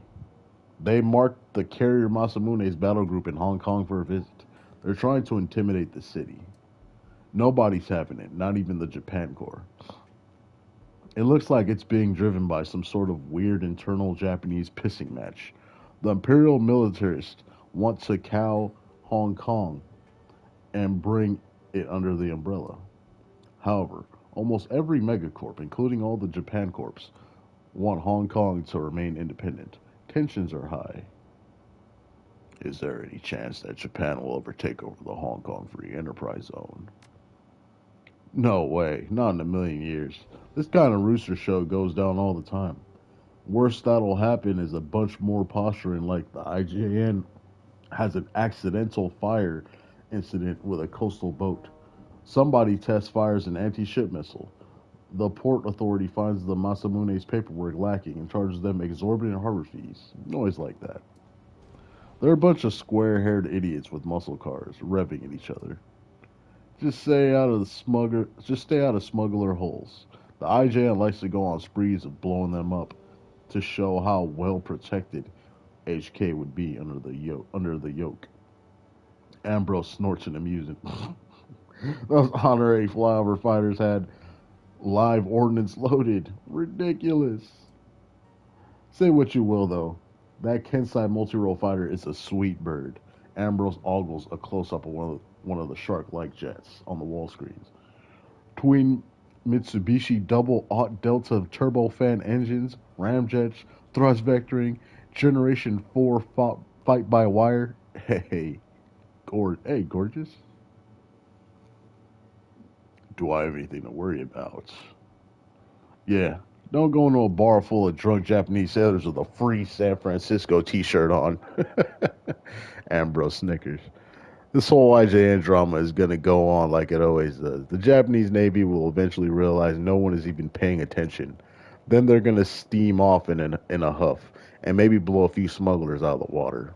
Happens all the time. Bah, politics. I can only talk about them so much. Let's move on.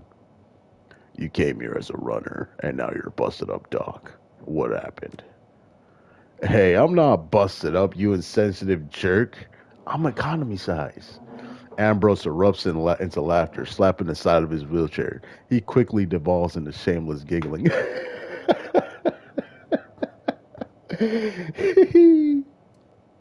He stops giggling and cocks a sober eye at you. Seriously, though, that's some heavy shit. It'll take a while to tell. Do you really want to know? Yes, I do. He appraises you quietly. Well, you're doing good, Zero. I feel okay about telling you this. A run went bad. Ambrose spits on the floor, empathetically, in clear defiance of his own prominent sanitary space no spitting sign. Real bad. They used to call me Rip Shots. I was on a 10-man crew. We were led by this ex-army troll named Icebreaker, former combat engineer. Brutal guy. We did shadow running, armed robbery, office invasion, underworld hits, anti-branding, just about anything, as long as we could make money and hide our tracks. Anti-branding. That's usually a euphemism for attacking someone's image with false flag terrorism. Yeah, it is. Look, I was a real asshole in those days. I'm not proud of the jobs we did. A lot of our work was high profile, real violent. We dumped a lot of bodies in the harbor. Then we had this one job. Ambrose pauses. He takes a deep breath. Hey, I can sum this up real quick. Otherwise, I tend to get long winded. What do you want?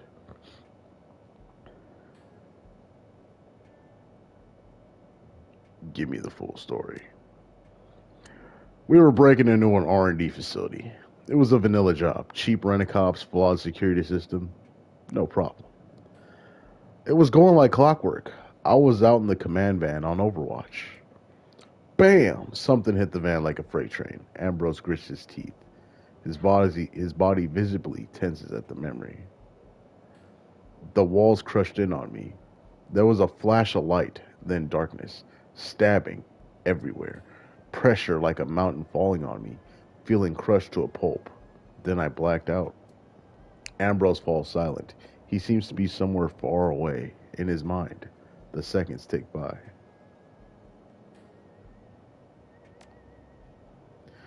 When I woke up again, I was in pitch darkness. I could hardly breathe. I was being burned by hot metal. The pain was indescribable.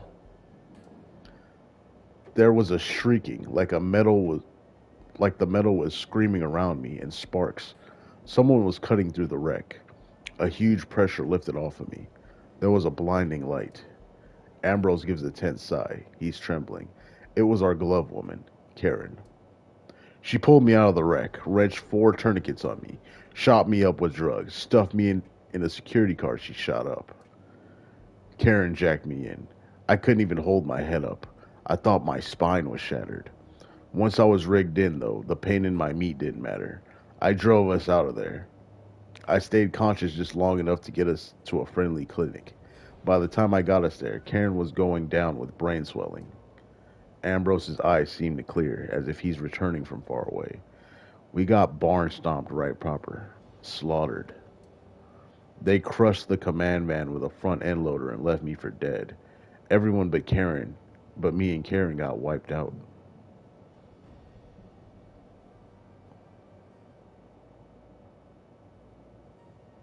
They hit you with a construction vehicle. Yeah, It shoved the van right into a plascrete wall. A nearby robot arm equipped for heavy mechanical work empathetically snaps its vice-like claw.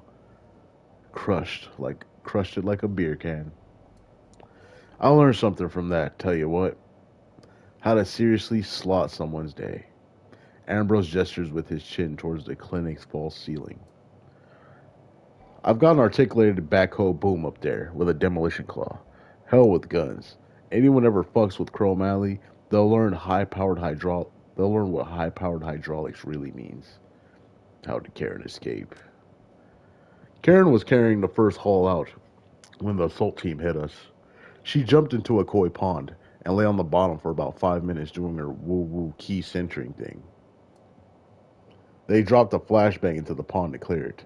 That messed her up good, burst her eardrums, gave her a concussion, ruptured the blood vessels in her eyes, nose, and mouth, knocked the air out of her lungs. She stayed on the bottom for another couple minutes. I once asked her what that was like. She just said, painful. That was Karen, stoic like a concrete block. You were wrecked, Ambrose. How did you survive so much trauma?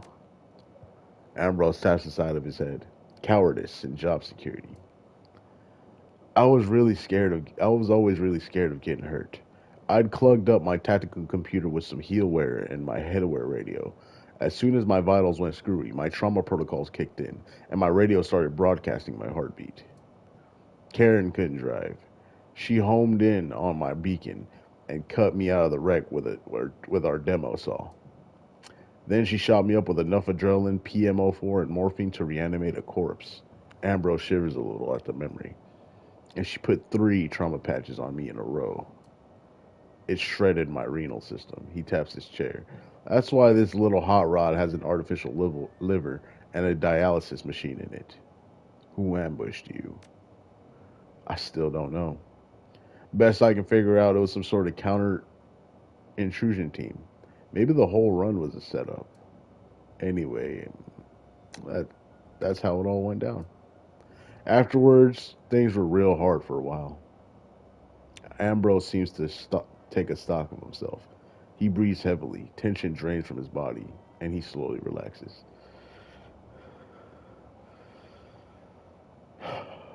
Here I am, though. Ripshot no more. By the way, Ripshot is dead. Let's keep it that way. Please don't say that name to anyone, okay? Karen was an artist at faking deaths, and she made sure we both vanished. Ambrose quickly shakes himself and rubs his eyes anxiously. Listen, Zero, this is a stressful subject for me. We can talk about more about the past another day. For now, I'm spent. You mentioned Essence. Tell me about it.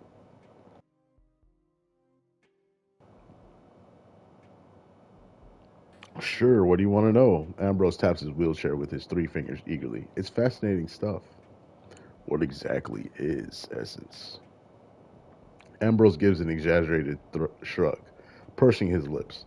Well, I'm not sure. It's life force. Sort of. It's life force. Sort of. Essence is like the ability of the spirit to recognize and stay connected to the body. Augmenting the body reduces our essence. When our essence is exhausted, the spirit quits the body, and we die. There's this popular idea that essence is disrupted when we attach non-human things to our nervous system, but that's only kind of true. If you install a data jack or bionic arm, that's definitely a lot of neural interface. However, if you get bone lacing or dermal armor, those don't have much neural interface, right? But they're still murder on your essence. The body still recognizes them as alien and invasive. So there's something more to essence than just a neural interface. There are all sorts of weird theories about essences, biospiritual integrity and stuff. I've tried to read some of the medical papers, but it was like trying to drive a go-kart through a blackberry thicket. Hell if I know what it really is. Is there any way to restore lost essence? Nope. But there's a ton of research going into it, like hundreds of millions of new yen a year. The person who figures out how to restore essence is going to change the world. Think about it. We might be able to achieve full biological regeneration, or even resurrection of the dead. I wouldn't need replacement parts. I might just be able to grow my own body back. That'd be something else. Can I install cyberware below zero essence? No, no, no. You drop below zero essence, you die. Ambrose shakes his head empathetically, face grim. Even hardcore street soldiers ask that. Or every hardcore street soldier asks that. Trust me, there's no way to do it. However, it seems like people can cultivate the ability to carry a little more cyberware. Theorists think it's really just making the essence you've got go further. Ambrose taps his three fingers on his paunch, thoughtfully. As long as we're bullshitting, though, there are a lot of rumors about cyber zombies, corporate experiments in deep augmentation going into negative essence. Hell, there's even some convincing evidence posted by runners that these experiments exist, but no credible medical entity has ever recognized proof. If that tech is out there, it's light years beyond anything you'll find on the streets. Do I think the corps are doing the research? Of course, why not? But does it work? I've got no idea. Why don't you get some clone limbs? Those don't take essence. I've got aches. Aches. Acquired cybergenetic hyperimmunity syndrome.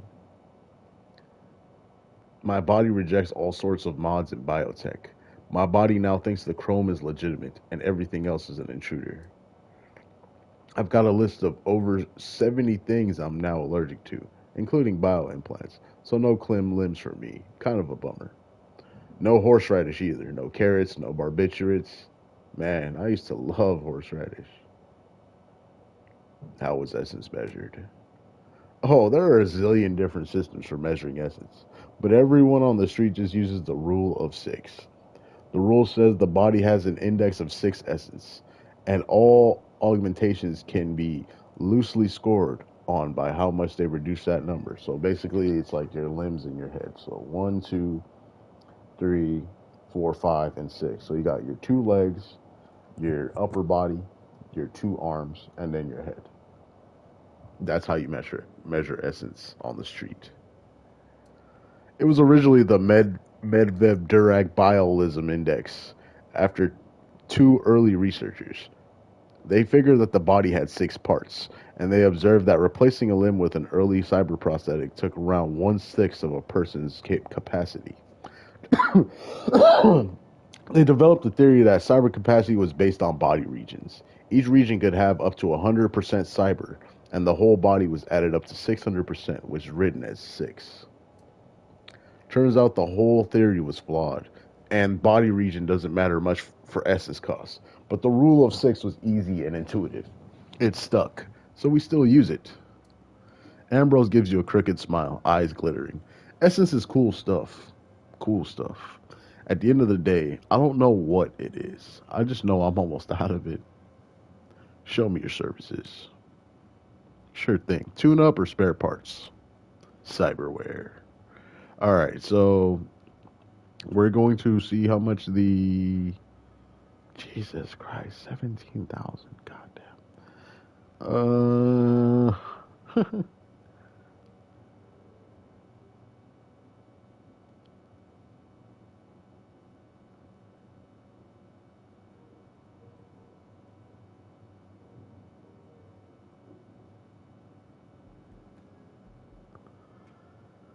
As you can see, they added way more slots.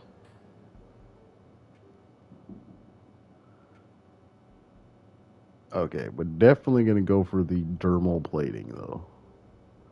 This is going to be important so I don't get wrecked out there.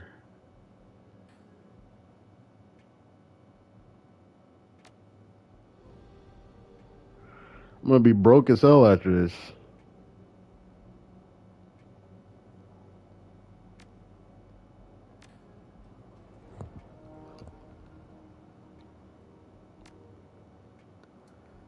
I'm going to be broke as hell after this, but that's why we're going to go on a run right now, right? I need the money badly.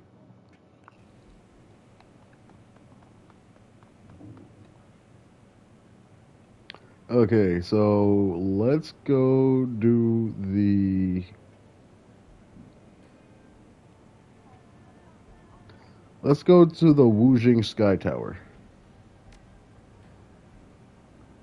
Okay.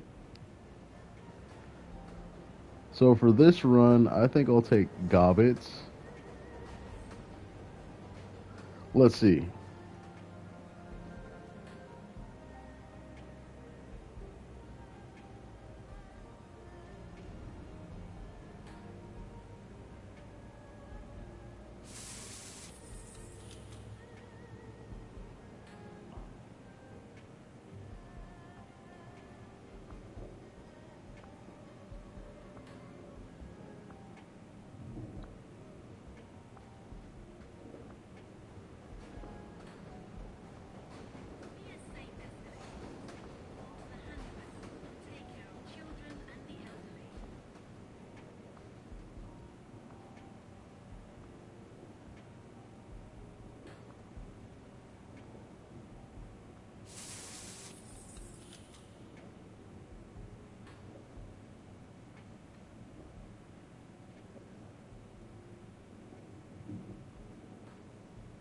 Okay. So I'll bring along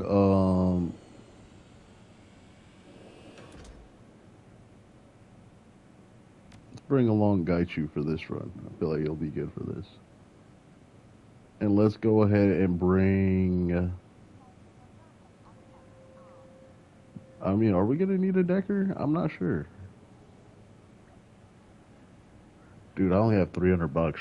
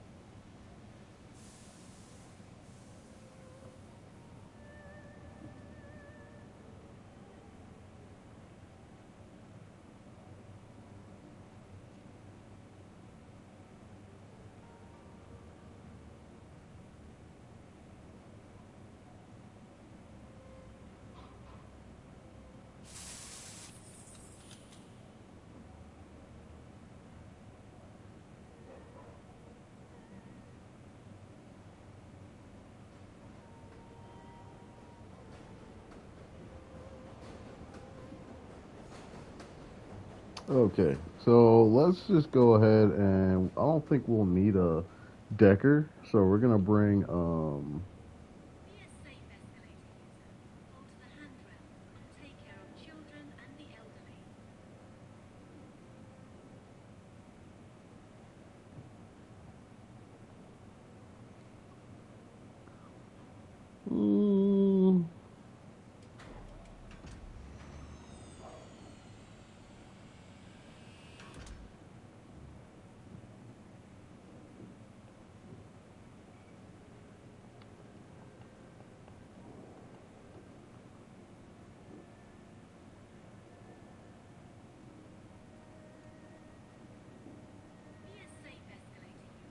ISO, but Gaichu has a lot of modifications. Oh, it's his. Okay, it's his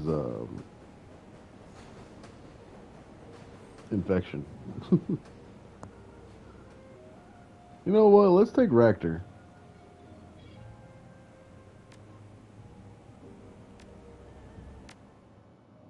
Yeah, I need all the money I can get. The subway flies over the tracks toward Aberdeen. Monsoon humidity clings to your skin as if it followed you from Hawaii, or perhaps it simply sunk this far into the earth, penetrating stone and machine, rousing the acrid smells of Hong Kong's underground in its wake. You've been handed a promising job, geomantic sabotage, with a single objective: disrupt the flow of Wu Jing Qi to destabilize the corporation. Your client is especially keen on the idea of Wu Jing's famed geomancy being used against it, the ultimate humiliation. While the corporation's offices spaces are free game, the main target is Wu Jing's treasured lotus statue, which resides within a temple on the topmost floor of the monolithic building. Your client's instructions are clear. The more damage you do, the worse the key and the better the pay. Alright, so can I give Gaichu that sword? Oh my god, I can. Alright, Reactor.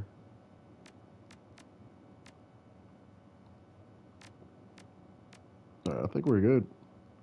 Oh wait, what's my inventory looking like?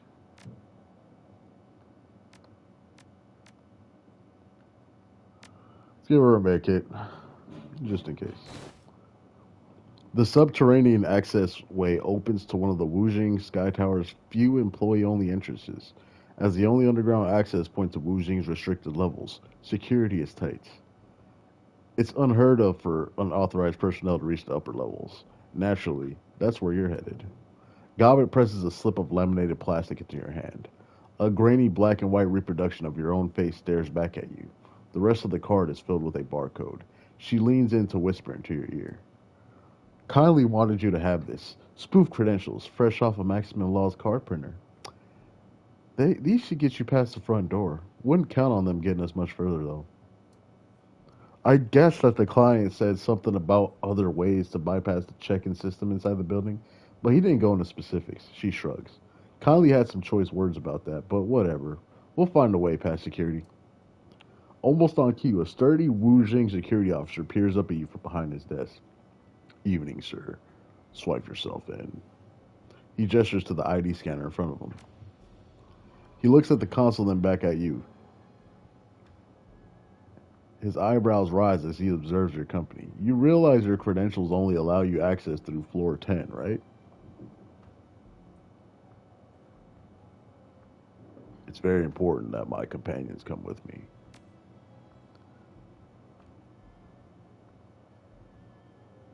The officer straightens up, caution overtaking his features. And why is that?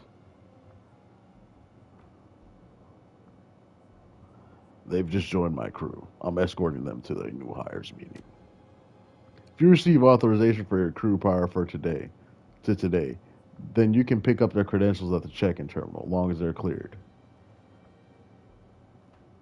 You're good to go. He hesitates, looking at you and yours over. They are cleared, right? Definitely. Good. He waves you on your way. Be on your way then.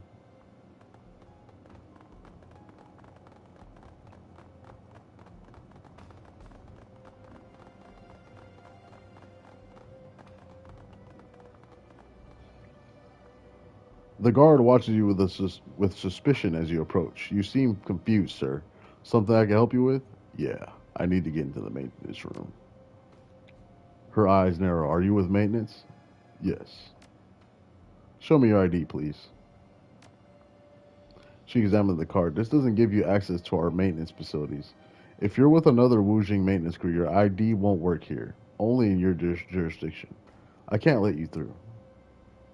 Alright. Welcome to the Wujing Employee Check-in Station. Please enter your employee credentials. Warning, credentials expired or incorrect. Any further attempts to access this terminal before refreshing your employee credentials will alert security. Alright, so maybe we should have brought Isobel.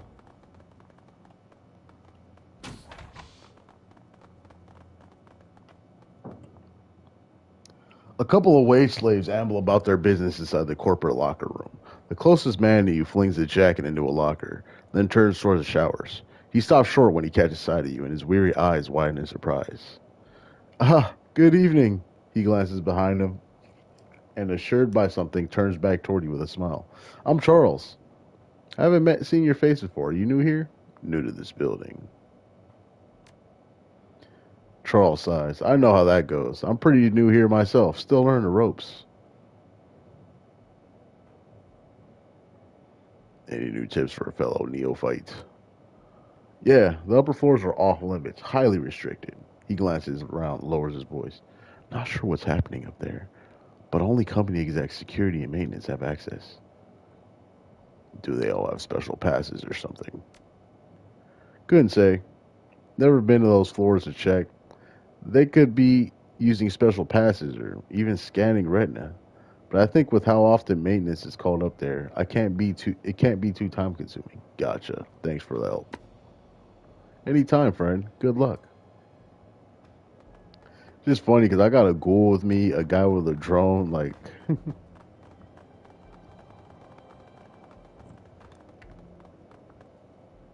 please insert your Wuxing identification card. Error. Invalid ID. Authentication failed.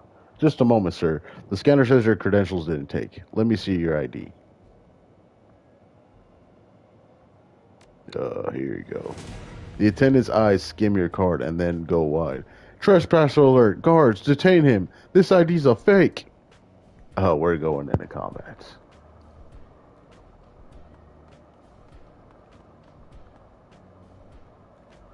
Alright, let's go ahead and trash the place then. Gaichu.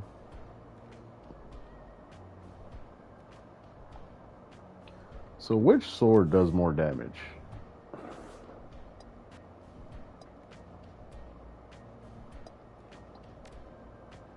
They both do 5.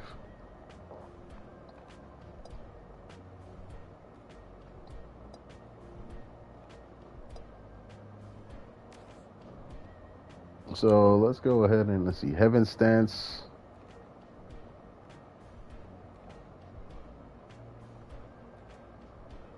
Water Stance. Metal Stance.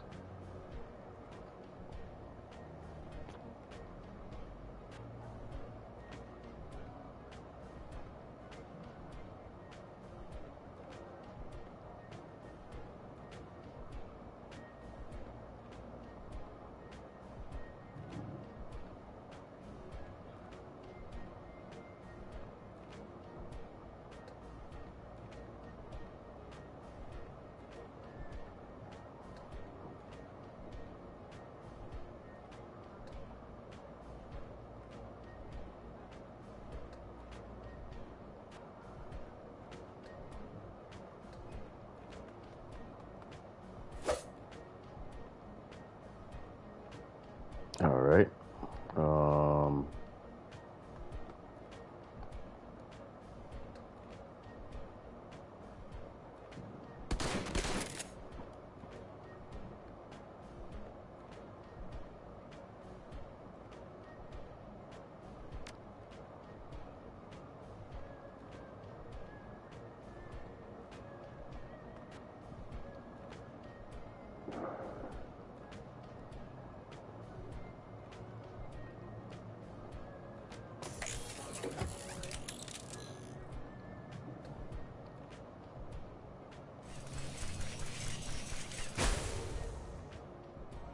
what? Come on. Gobbit? I don't know.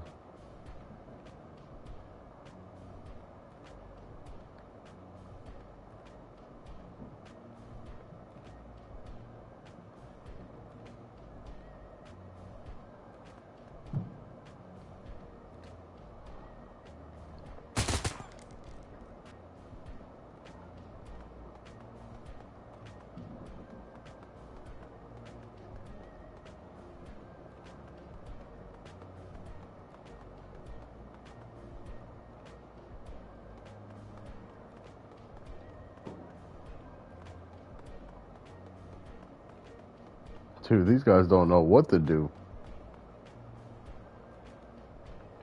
I know what to do, though.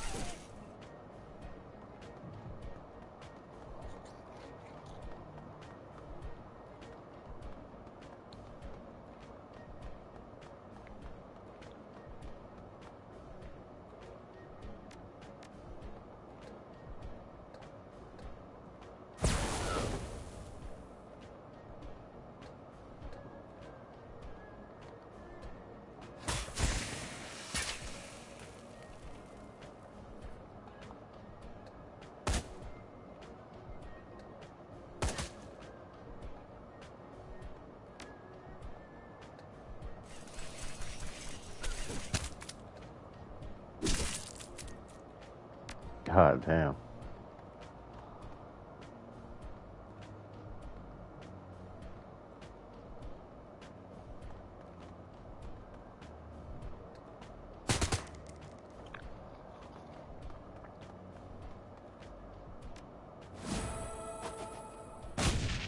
Ow.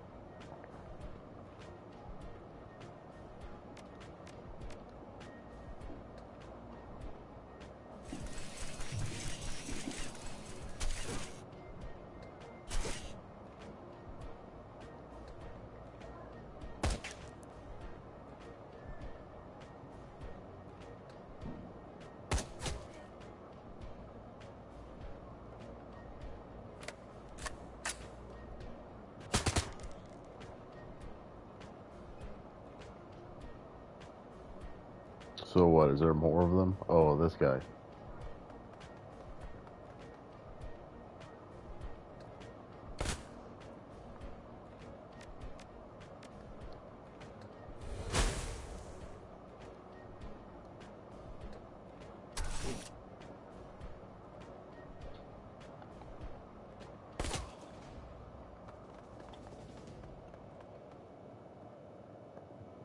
Alright, so we took care of all these guys. Got a heightened access employee card. Multi-personal pass accepted. Access granted. Welcome, Mr. Sepang. Have a nice evening. The terminal emits a chirp of recognition.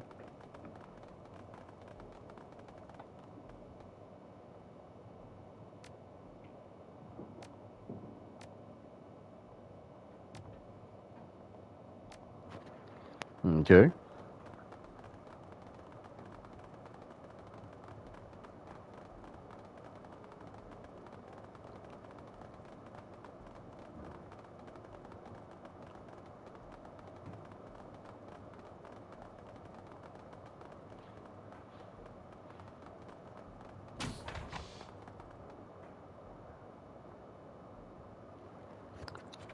This pristine, hyper-sterilized office glistens as if every surface has been polished. Your client has requested that this area be manipulated as subtly as possible so as not to draw attention away from the temple. The true defacement will happen there, distracting Wu Jing's security. Hopefully, they won't discover the disrupted key flow on this floor for weeks. Excuse me.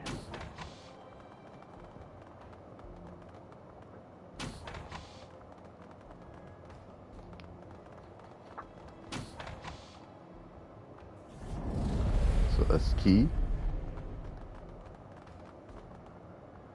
Light and dark balance is key to maintain good key. So another key point.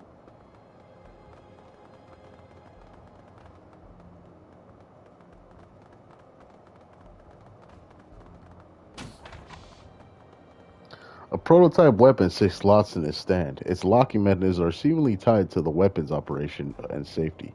Forcing it could damage the weapon. Wujing Research Terminal main menu. Welcome, user. Please select from the following options. So let's read the weapon manuals and specifications.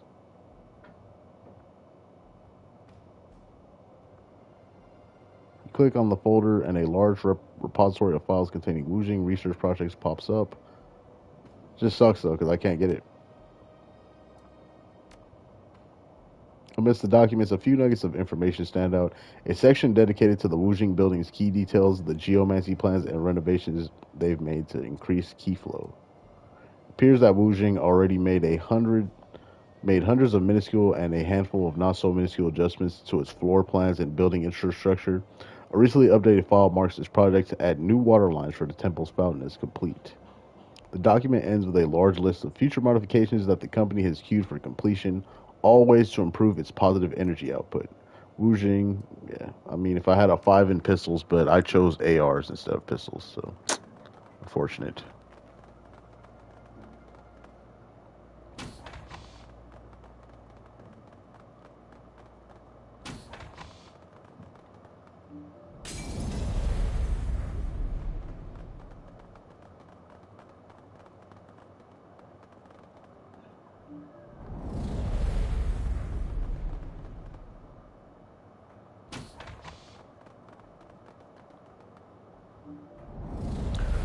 That doesn't sound good. That it sure doesn't. Wall safe. A rack of safe boxes rests against the wall. Quickness 6. Manipulate the lock and force it open. Let's do it. The box pops open, revealing a few credit sticks. Oh, nice money. I need money. I need. Whoa. Whoa. Hold up. Hold the. Man. Let me see that. Let me see. Yeah. You are now mine.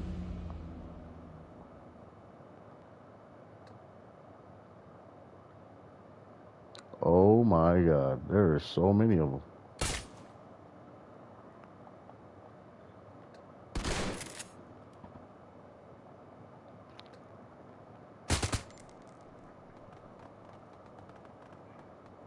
Oh my god. There are so many spirits.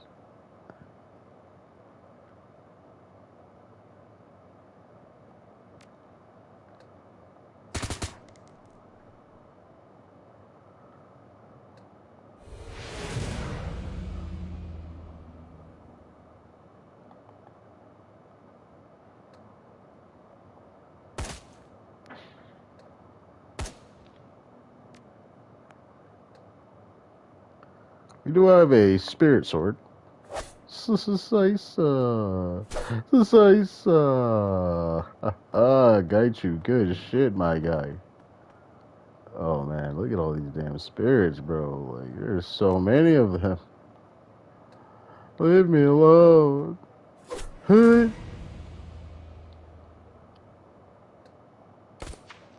No.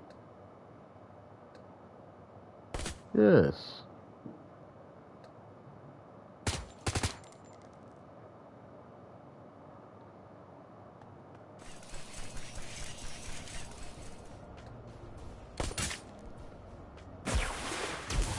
Oh my god.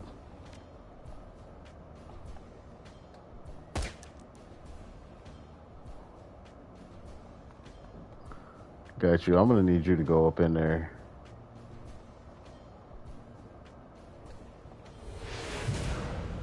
Give me that.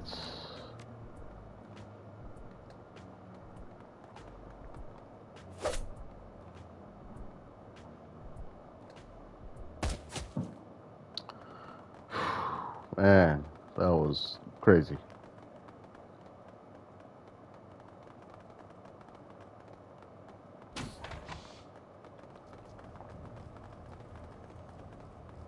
Power junction. The generator rests unguarded before you. A shock to the system could compromise the computer mainframe it powers. Well, I don't have the passcode, so I don't know.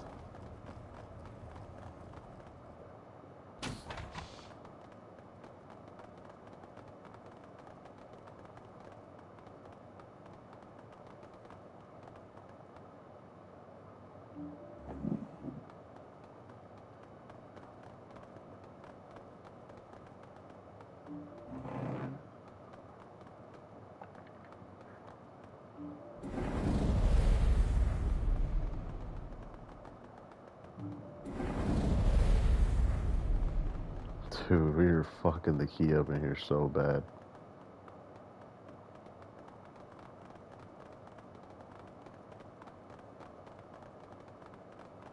Okay.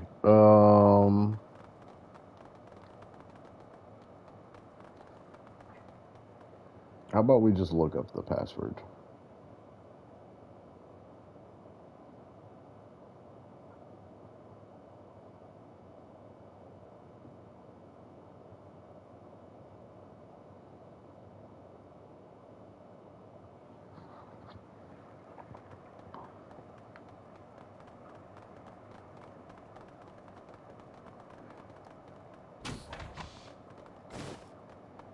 8484.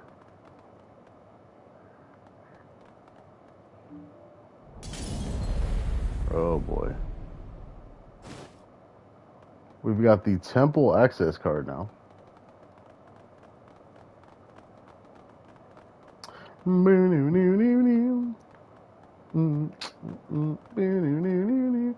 Why is Gobbit glowing?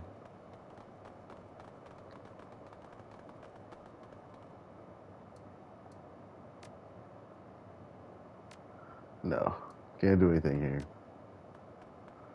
Let me try the code on that thing over there. Maybe that'll help out. You name it.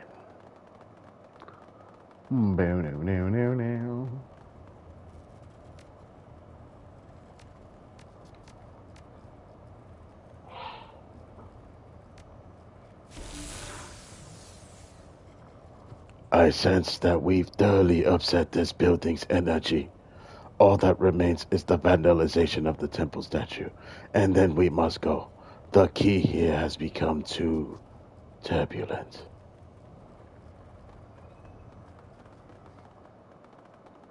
The key is becoming more and more turbulent. It has reached a point where this churning energy has a physical manifestation visible in the atrium. The disruptions are working. Look at that shit. Oh my god, dude. So what's the objective here?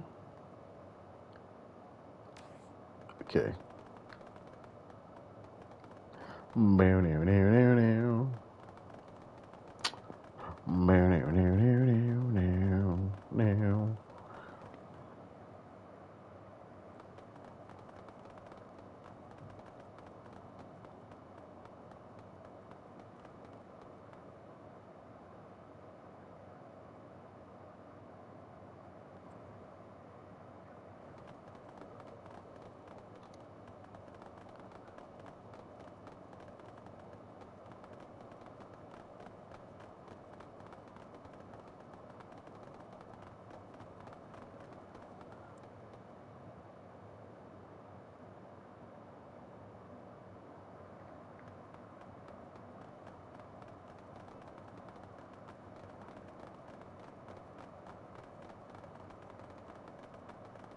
Alright, let's do it. Let's go up to the temple.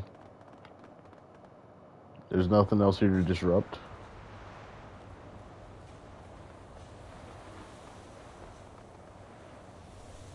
Holy crap. Well, they look happy to see us. Positive key disruption. 1 willpower. So did they lose willpower or gain? I don't know. Alright, well, it's time to go to fight, yeah. I'm gonna go to fight, yeah. 'Cause I'm gonna go to fight, yeah. And I'm gonna kill you, yeah. That is mine. I own it. Okay, let's go ahead and mana orc. Oh, what? What? Make. Come on, man. What, bro?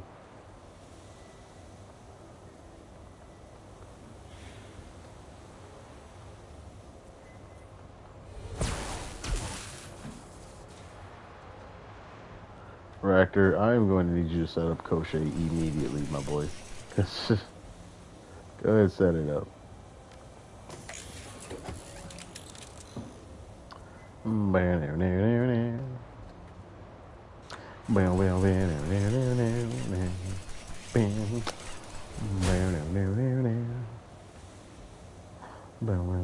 Key point found.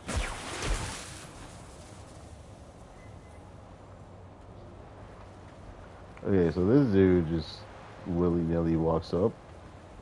Bink. And bink. Oh, come on, bro. You gotta do better than that. You gotta do better than that.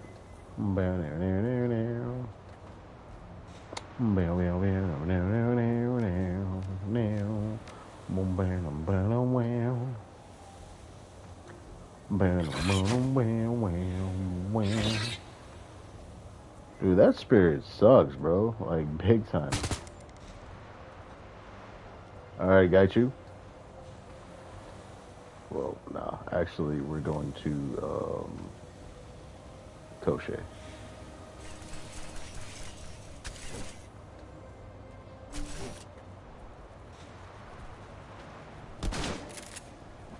Oh yeah.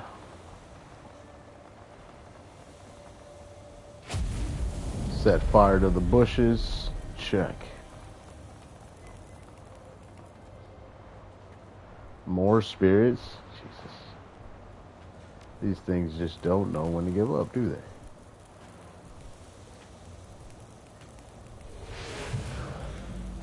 You are now mine.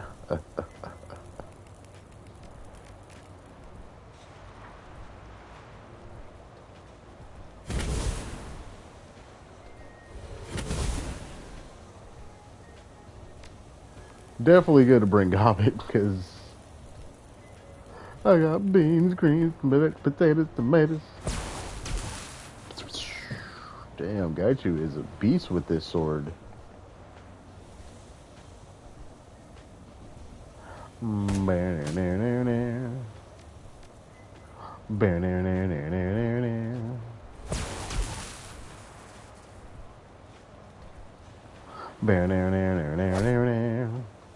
Kill him, kill him. Dude, we are shredding it right now. There's nothing we can't do.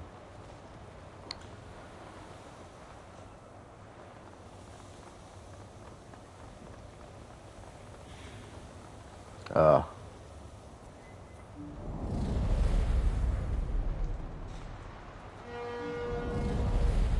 100%. We better get the hell out of here. Oh, shit. A well-dressed man steps forward, his peers staring smugly in your direction. His clothes are smart and clearly expensive, but lack the typical padding worn by guards and thugs. A quick look at his associates reveals the same style. Mages.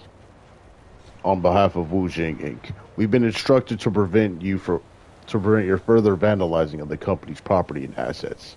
However, they never specified how. So I vote we do this the easy way. The mage motions to you with a flick of his wrist. Leave no survivors. I guess we fighting.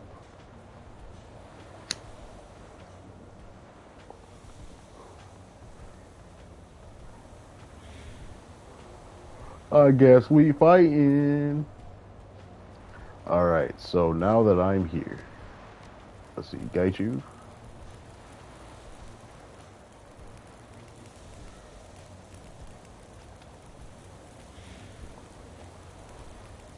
So he cannot do his stances with this katana.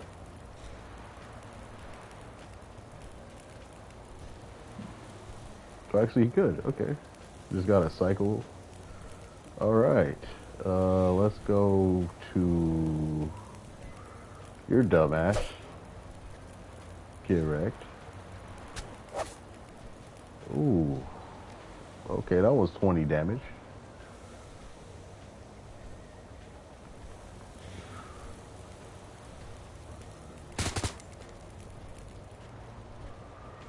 Where am I gonna go though? That's the question. Like, all right, Raptor, you could definitely just go like back here and fucking start up Koche. No.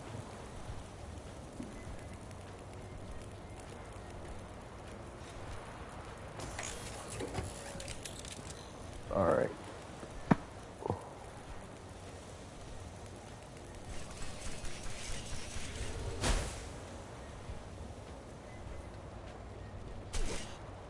Damn corpo mages.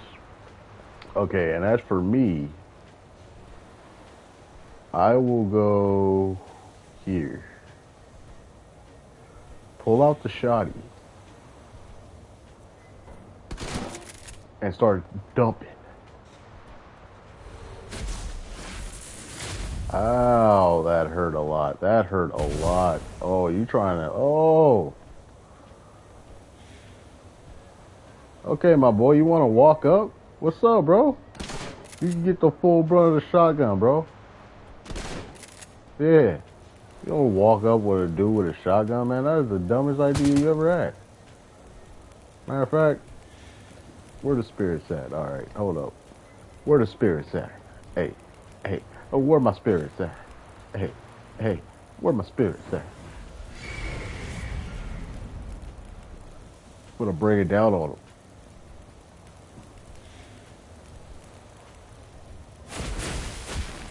Ooh.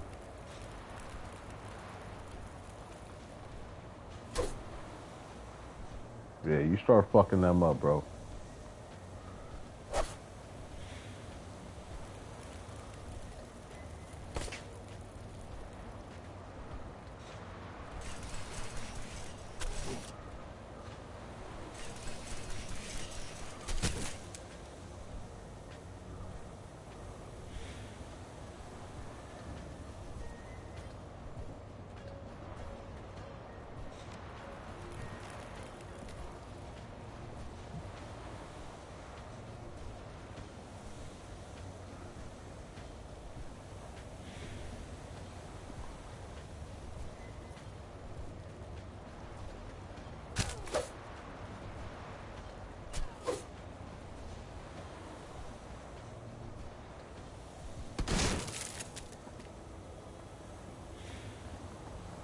They had nothing on us, man. Nothing. As you reach for the elevator's control panel, you can feel the electric sensation of the key dancing across your skin. This feeling is noticeable to those not even magically attuned. The disruption here is that strong. Behind you, the trapped and turbulent key swirls inside the iconic Sky Tower atrium. You can actually see the air around the atrium warp and ebb as the key surges and breaks against the obstacles around it, looking for a way to move, to flow, and finding more. The job is done. You have desecrated the Wujing Lotus, and in doing so, blemished the prideful face of Megacorp.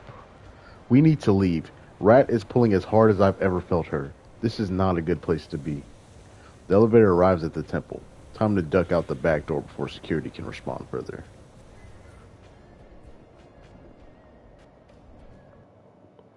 Wu Jing won't know what hit them. The embarrassment of their own geomantic science turned against them will sit unfavorably on the tongues of Wu Jing executives, and maybe even get a few people terminated. They'll know it wasn't just the building you battered. You sent a message. Everyone has a weakness that can be exploited. The change in feng shui should keep them spinning for months. The complete disruption of their key and destruction of their temple will cripple the energy at this branch of the company. And with Wu Jing focusing on restoring their temple, it will be a long time before they discover the full extent of your assault. Just sucks I couldn't get that pistol, but it's all good. Hate karma. Oh my. Oh my. Okay, so now that we have that, we'll just pop in with that. How about that? We're a gunner.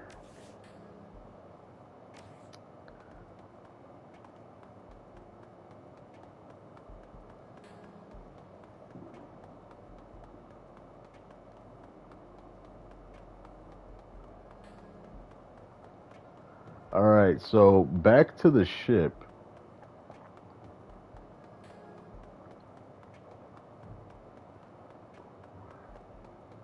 Dude, what the hell, man? This freaking place. I hate this place.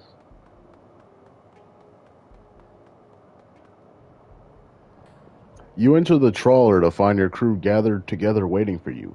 Isobel has her head buried in a PDA. The rest of them stand watching her, trying to be patient. What's going on? Isobel paces up and back, trying to decide how to begin. I've been doing my homework on Josephine Sang and Sang Mechanical Services. Spill it. Okay. Smoke 'em if you got 'em, because there's a lot to go over. Isobel lifts her PDA to her face and consults her notes. In 2011, Sang Mechanical Services was a D-level corp floundering in the shallow end of the Hong Kong corporate pool. That's when Josephine Shu married into the family. Josephine thought big. She conceived of a massive project that would catapult TMS into the big time, something she called the Prosperity Project. Prosperity. That's what Raymond was mumbling about. What is the Prosperity Project? Once upon a time in the 1900s, the walled city was a densely populated slum, something like 30,000 people crammed into 6.5 acres. Wait, I've heard this story before. It's a shithole, hell on earth, yada yada yada. That's today's walled city, the second walled city. The first walled city started life well over 100 years ago and lasted through both world wars and almost through the Awakening. It was torn down in 1994 when the government had finally had enough. It had become such a haven for criminals that the cops would only enter it in large, well armed groups. Sounds familiar. In 2021, Josephine Song proposed a vision for a new type of low income housing project, the Prosperity Project, a self contained, low cost walking neighborhood for the poor, but on a grand scale. The Prosperity Project would give Hong Kong's poor and the flood of refugees pouring into the country a place they could call their own. Something that felt more permanent than the sprawling tent city that was spontaneously sprung up after the first walled city was demolished. The Prosperity Project would replace the tent city and would be symbolically built on the site of the old walled city. The slogan was a place of dignity, where prosperity begins. The apartments weren't much bigger than the space you get in your average coffin motel, but they were built around plazas and marketplaces that contained goods and services catering to the poor. The government forgot the lessons of the last walled city. They loved the idea of containing the refugees and the poor to only a few densely populated blocks. It kept them out of the public eye. Securing the contract catapulted Sang's mechanical services fortunes ahead. It eventually put Josephine Song onto the executive council. That doesn't line up. How did she get so powerful by building a slum? It's a very big slum. Apparently, that was also the beginning of a series of lucrative building contracts that propelled TMS into the big time. Where's Raymond coming to all this? Raymond Black doesn't come into it at all, but Edward Song does. Is Raymond Black actually Edward Song? You got it. Duncan's drops open. What? No, come on. Raymond Black was actually Edward Song, the only son of Josephine Song and her late husband, Breakwater Song. Edward was in charge of laying the groundwork for the walled city, excavation and utilities, running in power lines, sewage, that kind of thing. So our secret foster grandmother's trying to kill us. It looks that way. Yeah. Ractor chuckles softly to himself. Wait, this doesn't make any sense. Remember that massive gray water leak that flooded the basement back in 48?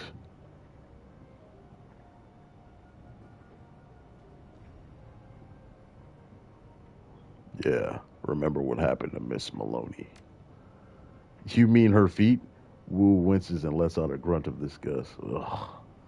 They swelled like 3 times their normal size. Yeah, thanks for bringing back that memory. He sobers. But think about it. Did Raymond have any idea how to fix it? No. Ray didn't know the first thing about sewer lines. He had a small army of plumbers. Probably paid him double what the job was worth to fix the thing. And it still took almost 2 months to get the leak under control. And Josephine put him in charge of the utilities. No wonder the walled city smells like that. I don't think Raymond had anything to do with the utilities in the walled city. So, if this man was not in charge of the utilities for the project, what was he doing down there? I don't know, but Edward Song disappeared from the public eye shortly after Prosperity was completed, around 2031. That's about the time he moved to Seattle, around 7 years before he found us. But what happened to the walled city? And what would make Raymond want to go back in there now after all these years? I don't know, but I intend to find out. And we got 4 more karma for our troubles. So let's see here. Should I invest in something? I think we're okay where we're at right now.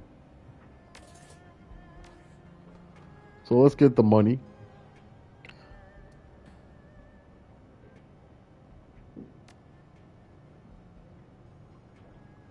Auntie Cheng and Josephine from Gobbets. Hey Seattle, I think I got a little context to that thing between Auntie and Josephine's song. You know, the thing that makes Auntie hit the sauce and talk revenge.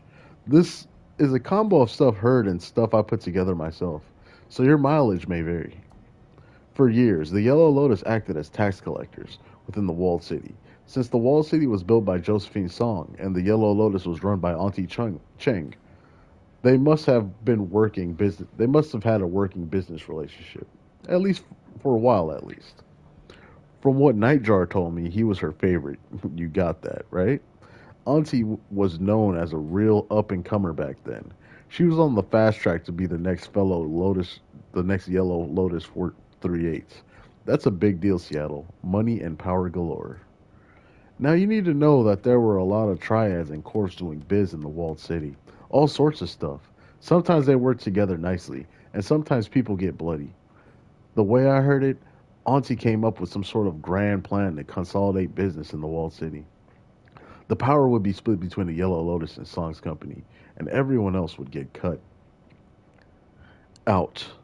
If her plan worked, Auntie would rise in the Lotus like nobody's business, and Josephine's song would make long bank. There was a catch, though. In order for the plan to work, both women would need to jump through a lot of hoops. There'd be street level maneuvering and power plays on Auntie's side, and blackmail and negotiations on the corporate level from Josephine's song.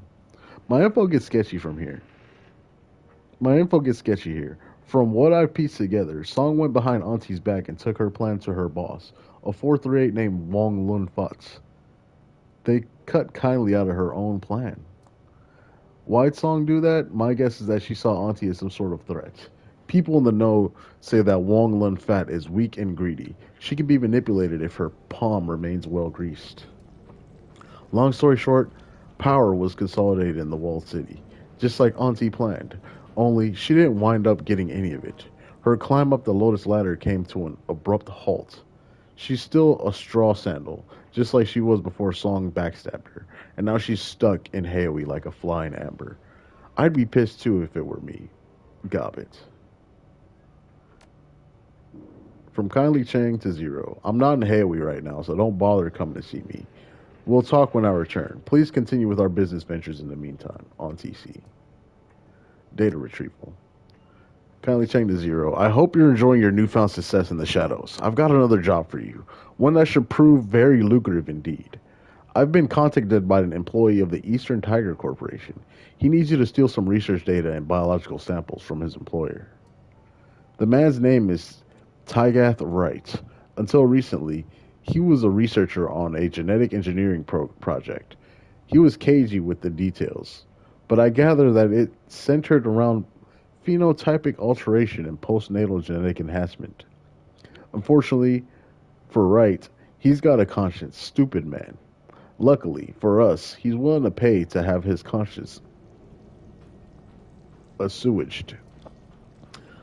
I don't know how to say that word, but I tried my best. Wright's project was apparently quite horrible. Experiments on living children, total disregard for biomedical ethics or safety. And when Wright raised concerns, he was taken off the project. He decided to step outside the bounds of the law and expose their wrongdoing to the world. The snag, you see, is that his wife and child live in Seoul, not quite the heart of Eastern Tiger's power, but close enough. He's afraid that if he releases the information himself, they'll be taken prisoner and used as leverage. The idiot would have thought of that before, but that's not our problem. The samples and data are currently on an Eastern Tiger cargo ship, the MV Nalchi, sailing near Hong Kong, on their way to Seoul. The storm slowed the ship down, so you don't have to go right away, but don't take too long. Once you have the data and samples, you're to call right. I've attached his number. He'll give you instructions on how he wants the information leaked. When you're ready, let me know. I'll arrange transit with Captain Jomo. He's a local Loho Jua pirate and smuggler. But don't let that put you off. He's as good as they get, and he'll have you on that ship without incident. We're definitely taking the run. I've let Captain Jomo know you're ready. You can find him down on the end of the pier my parlor's on. He'll handle everything from there on out. All right, cool. So let's get paid for the Wujing sabotage run.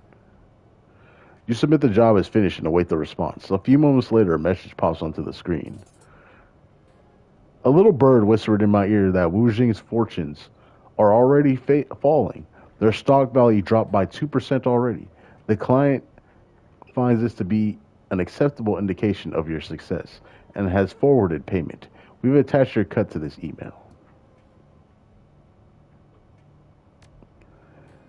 So we got 4 more active jobs right now.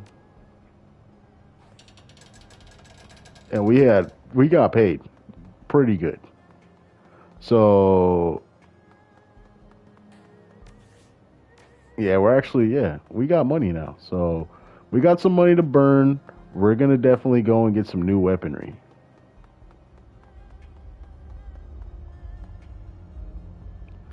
The younger of the Kafai sons mans his post at the club's front door. He's showing off his hulking arms to a couple of wan-looking girls from the docks. Their clearly self-interested fawning gets them inside with no cover charge. I know what you're thinking. Some perks, right? Distractions. And distractions can be dangerous. I couldn't agree more. Hey, all this stuff around here, it's all just fluff anyway. You know that. I know you know that. You've got the eyes, doing what you do. You know what's what and what ain't. We're the same, you and me. People in here may look the part, but it's different with us. We're legit. We've got that edge. Everyone else is just a poser. You fancy yourself a Shadowrunner? I wanna be something. Shadowrunner, sure. I see you and your types roll up, hard-edged like you are. I could see myself doing that. But there's also the triads. Lots of guys get their start that way, work their way up. Some of them starting out as regular gangers. I'd be looking to jump a few rungs right off the battle course, considering who I am and who my ba is. But I think my ba would be most proud if I followed in his footsteps, join up with a pirate crew, be a source of the open sea. I know it's in my blood. I just need to let it out. Have you done anything other than bouncing? It's not about what I've done. It's about what I can do. I've got potential. I just need to prove it and show my ba that I can do what he used to do. The cushy life, it's not for me.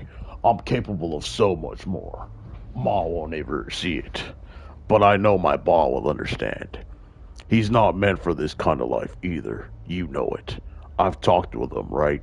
You see it in him. Once a badass pirate, always a badass pirate. Gotta be the same with you, right? Can't ever see yourself going back to a normal life. Shadow running is where it's at.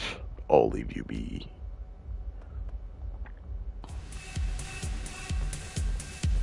Who's this? Brent Shirkley. Something I can help you with, friend. The elf has a hard-set look to his face, and the cold stare of someone accustomed to casual violence.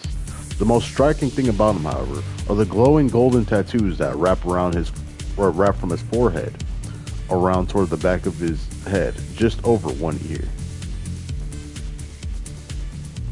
Nice ink you've got there. It's not ink. Not really. It's a spell.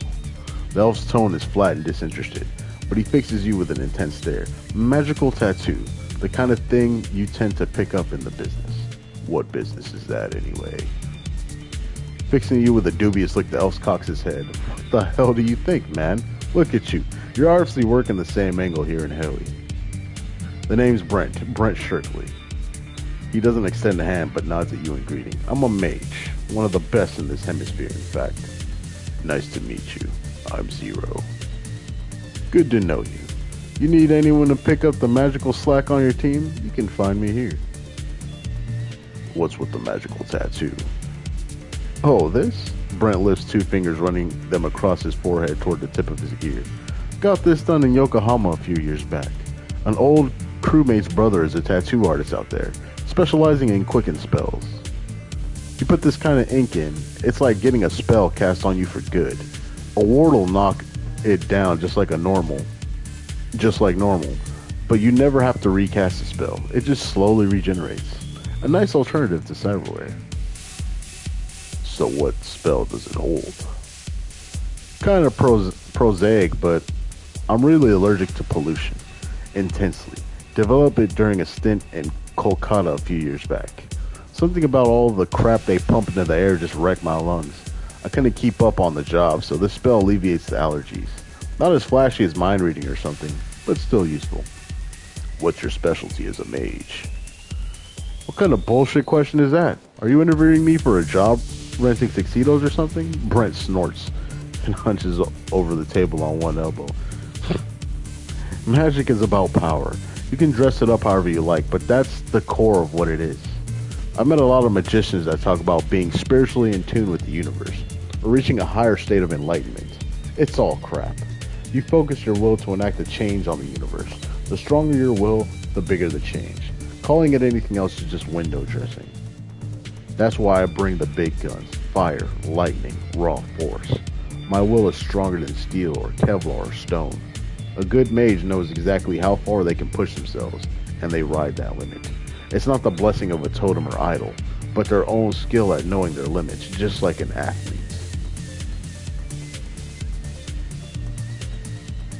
What about astral space? Spirits. It's where all magicians draw their power. Sure, they're spirits, but those are tangible. We can measure them. Totems, idols, there's no external evidence they exist. In fact, it's much more likely that they're simply common, Jungian-style archetypes that the superstitious use to explain their power. Interesting. Alright, let's go and get some guns.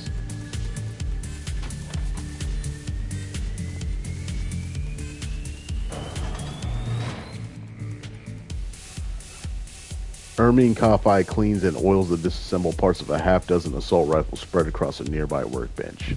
Her focus borders on obsessive, like a person rubbing her hands raw from excessive washing. I knew it.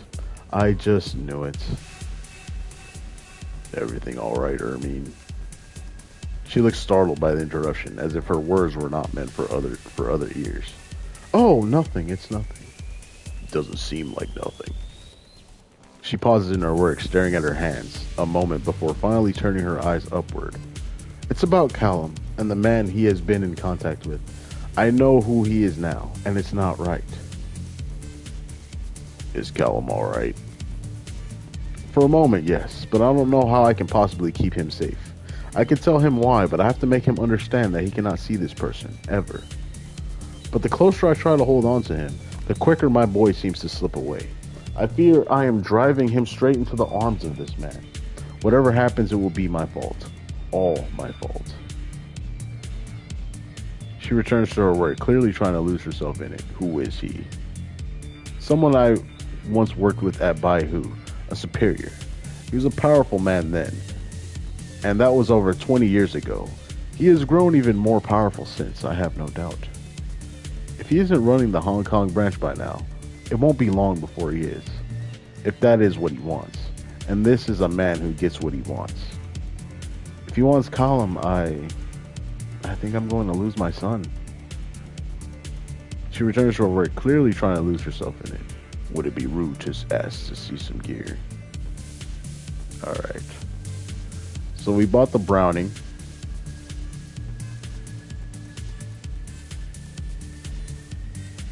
The next thing we want to buy is probably another shotgun, maybe an AR. How much is it? I think it's 15 and then... ooh, okay. Yeah, 15 for this one. And then it's 13 for the other one. So I actually can't afford it.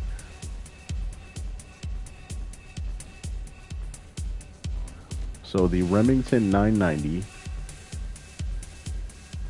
And let's go ahead and get the... I can't afford it. Okay. So let's revert. Okay, so I do want the AR. I want the good one. This one. Well, not that one. Where is it? Yeah, this one. Here it goes.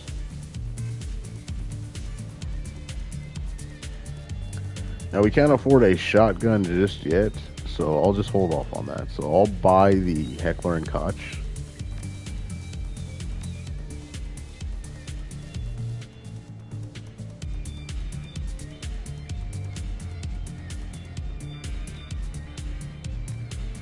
And I can sell the other gun I got. Let's take a look. Let's sell items. So we'll go ahead and sell this. It's 250, but hey, it's better than nothing. Outfits. 750 for some armor, but I think I'll buy the gun. I'll buy the gun for now because I can afford it now. I only have 79 new yen, but I definitely am going to need that gun. I'm going to need that shotgun. So we got the Remington 990. And then I could sell the other the shotgun. So we can go ahead and put that in, and then we'll have the Benelli there to sell. I'll sell the Benelli to her for 200. So about 279 creds.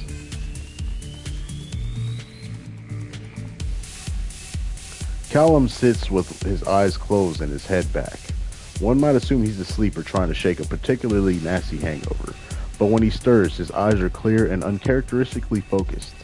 Zero, what brings you back?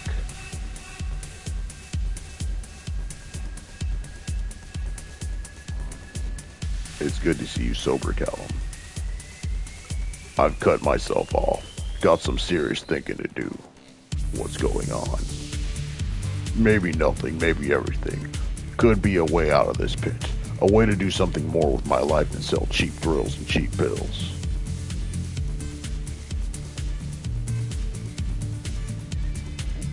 What's this way out you mentioned? I met a man, or rather a man sought me out. And I went to all the trouble to set up a meet and get into Howie. That takes guts for someone corporate. He said he's a recruiter, like a talent scout for one of the big corporations, and they're interested in me. Me. Can you believe that? Even way down here in Howie, they heard of me. They see potential in me, Callum Coffey. One of the big shots at this corp wants to be my benefactor. It's amazing, right? Even Li Ka-shing needed mentors, and he became one of the most successful men in the world. This is my start. This is my break. This recruiter wouldn't tell me the guy's name or the name of the corp. It's all still very preliminary. That was just the first step, you know. But there's a first step toward walking out of here. Is it really so bad here? You've been here long enough. You should know better by now. Most people figure it out in the first few hours. Howie is a way station, halfway between something better and something worse. You stay here, you're just accepting the fact you'll never amount to anything. You're agreeing that all you care about is keeping your head above water. It's 4 good walls and 3 square meals at its best. Some people pass through on their way down before bottoming it out in the walled city or as a floater in the harbor. Others pass through on their way up to places like Taiku, Shing, or Aberdeen. That's how I intended to go. I'll leave you be. Oh, we got upgrades.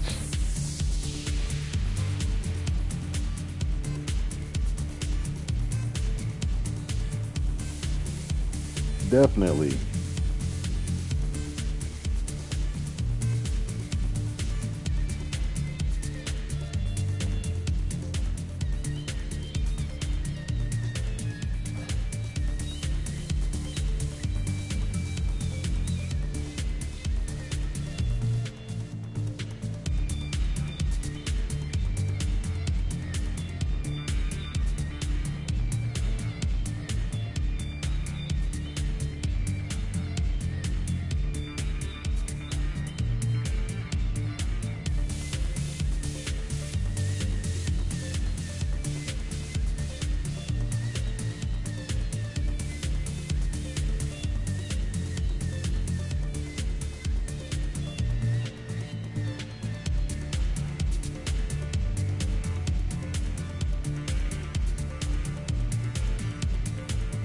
Isobel?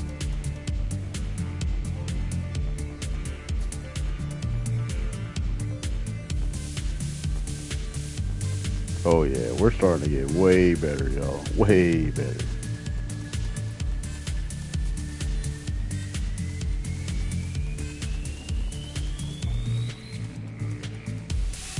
The patriarch of the Ka family seems more morose than usual. The effect is particularly pronounced because of his massive size and worn granite exterior. He looks like a mountain that has collapsed under its own weight. You return to us again, Zero. Everything alright, Henry? It's nothing. I just haven't been sleeping very well. Bad dreams. As a matter of fact, yes. And to call them bad dreams would be putting it mildly. I don't remember much, and I'm thankful for that. But what I do remember, there was a woman's voice, possibly Ermine's, telling me that I'm not wanted or needed. She urged me to leave by whatever means necessary. I think she wanted me to kill myself. And my boys were there too. Only they were young again, but they didn't talk. They just snapped at me, trying to bite me in their teeth. They had far too many teeth, rows upon rows of them, like shark teeth. I don't think I've ever been so scared in my whole life. Is everything alright with Callum and Freddy? I don't know. Every time I try to be a part of them, I feel more and more like I'm anything but. I suppose it's because they're not my little boys anymore. They're grown men now. Wish it weren't the case. They were so much easier to handle and maybe easier to love back when they were just boys, when their dreams were just silly nonsense, but all more endearing because of it. Now, as men, their ambitions frighten me. I worry, but haven't the first clue on what to do about it. I talk to them, but I don't think Callum respects me anymore, and Freddy is in his own little world. Can you believe he's convinced I was a pirate?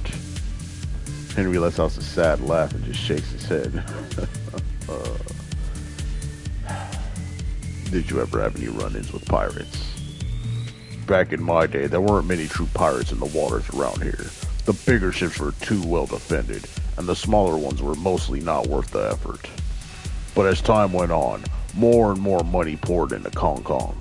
That money attracted more sophisticated criminals, rigged vessels, some of them formerly military, firepower, electronic warfare, trained men. I was mostly lucky. Wu Jing was careful with its ships. They gave a lot of ships escort in and out of the port, in the stretches where pirates were most likely to strike. Anytime we had big assets in tow, they'd send an escort or an air squadron to cover us. We had some light guns on the tugboat, and that was enough. Pirates saw us for what we were, a trouble magnet with nothing worth stealing. There was only one incident, but we won't be talking about that. Things are There are things I don't want my wife and boys to know about this world, or me. I'll leave you be.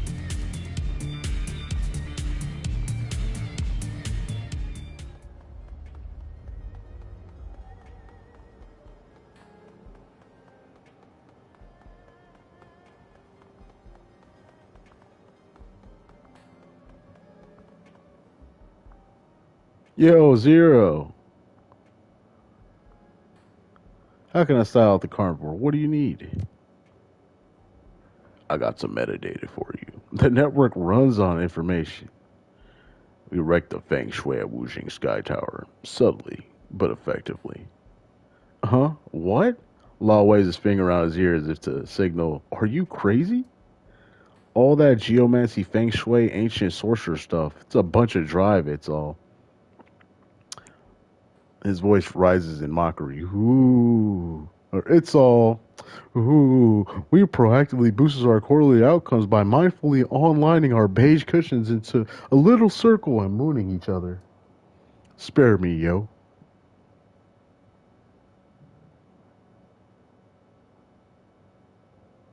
We got blood and gunfire all over their feng shui. How's that for you? The penthouse level is probably still burning. Boom! That's what I'm talking about. Stone cold thrash fest. He breathes a big sigh of relief and exhilaration. Woo! Why didn't you just tell me that? I guess he just had to build up to it. Let's see what I got for you. Grab program. Here's my surplus stack. Check this shit out. I don't need any programs. Have you got some new yen? Oh, Bill, this is a data expense. Wampoa recognizes the intrinsic value of information. Information is money. Boom. It's a pleasure handling meta with you, Zero. Law beams happily. A little meta is like a fresh memory defragment. It makes my whole day better. See you later, Law.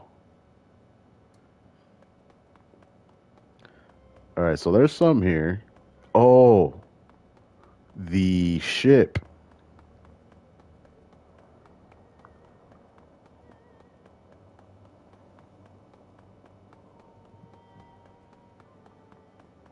Yeah, it kindly wanted me to do something for her. You know what? So let's go do it. Captain Jomo is busily playing some kind of gambling game on his comlink. It beeps and flashes as he taps away. Come on, Jomo, win, not lose. Maybe buy yourself that new hat. He doesn't appear to have noticed you at all. The game makes a sad, defeated noise. Jomo curses under his breath, nose wrinkling in disgust. Finally, he seems to notice you. Stupid game. Always, it cheats me. Never a good hand. Now, kindly Chang sends you, La. You need Captain Jomo to take you to play pirate. That's right. All right, we're gonna head to this ship. I don't know who to bring, so we're gonna bring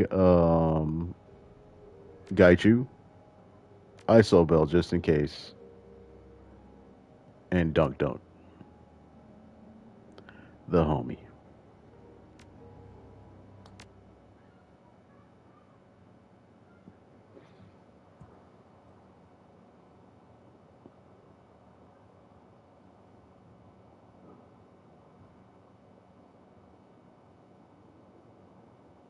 Let me see how long I've been streaming, and if anything, we will.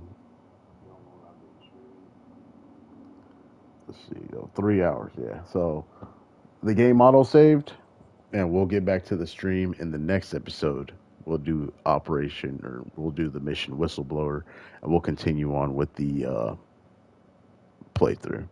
For everyone who watched, I hope you enjoy. And for everyone who does watch, I also hope you enjoy as well. And this is GamerZero signing out, and I'll hit y'all up in the next one. Deuces, y'all.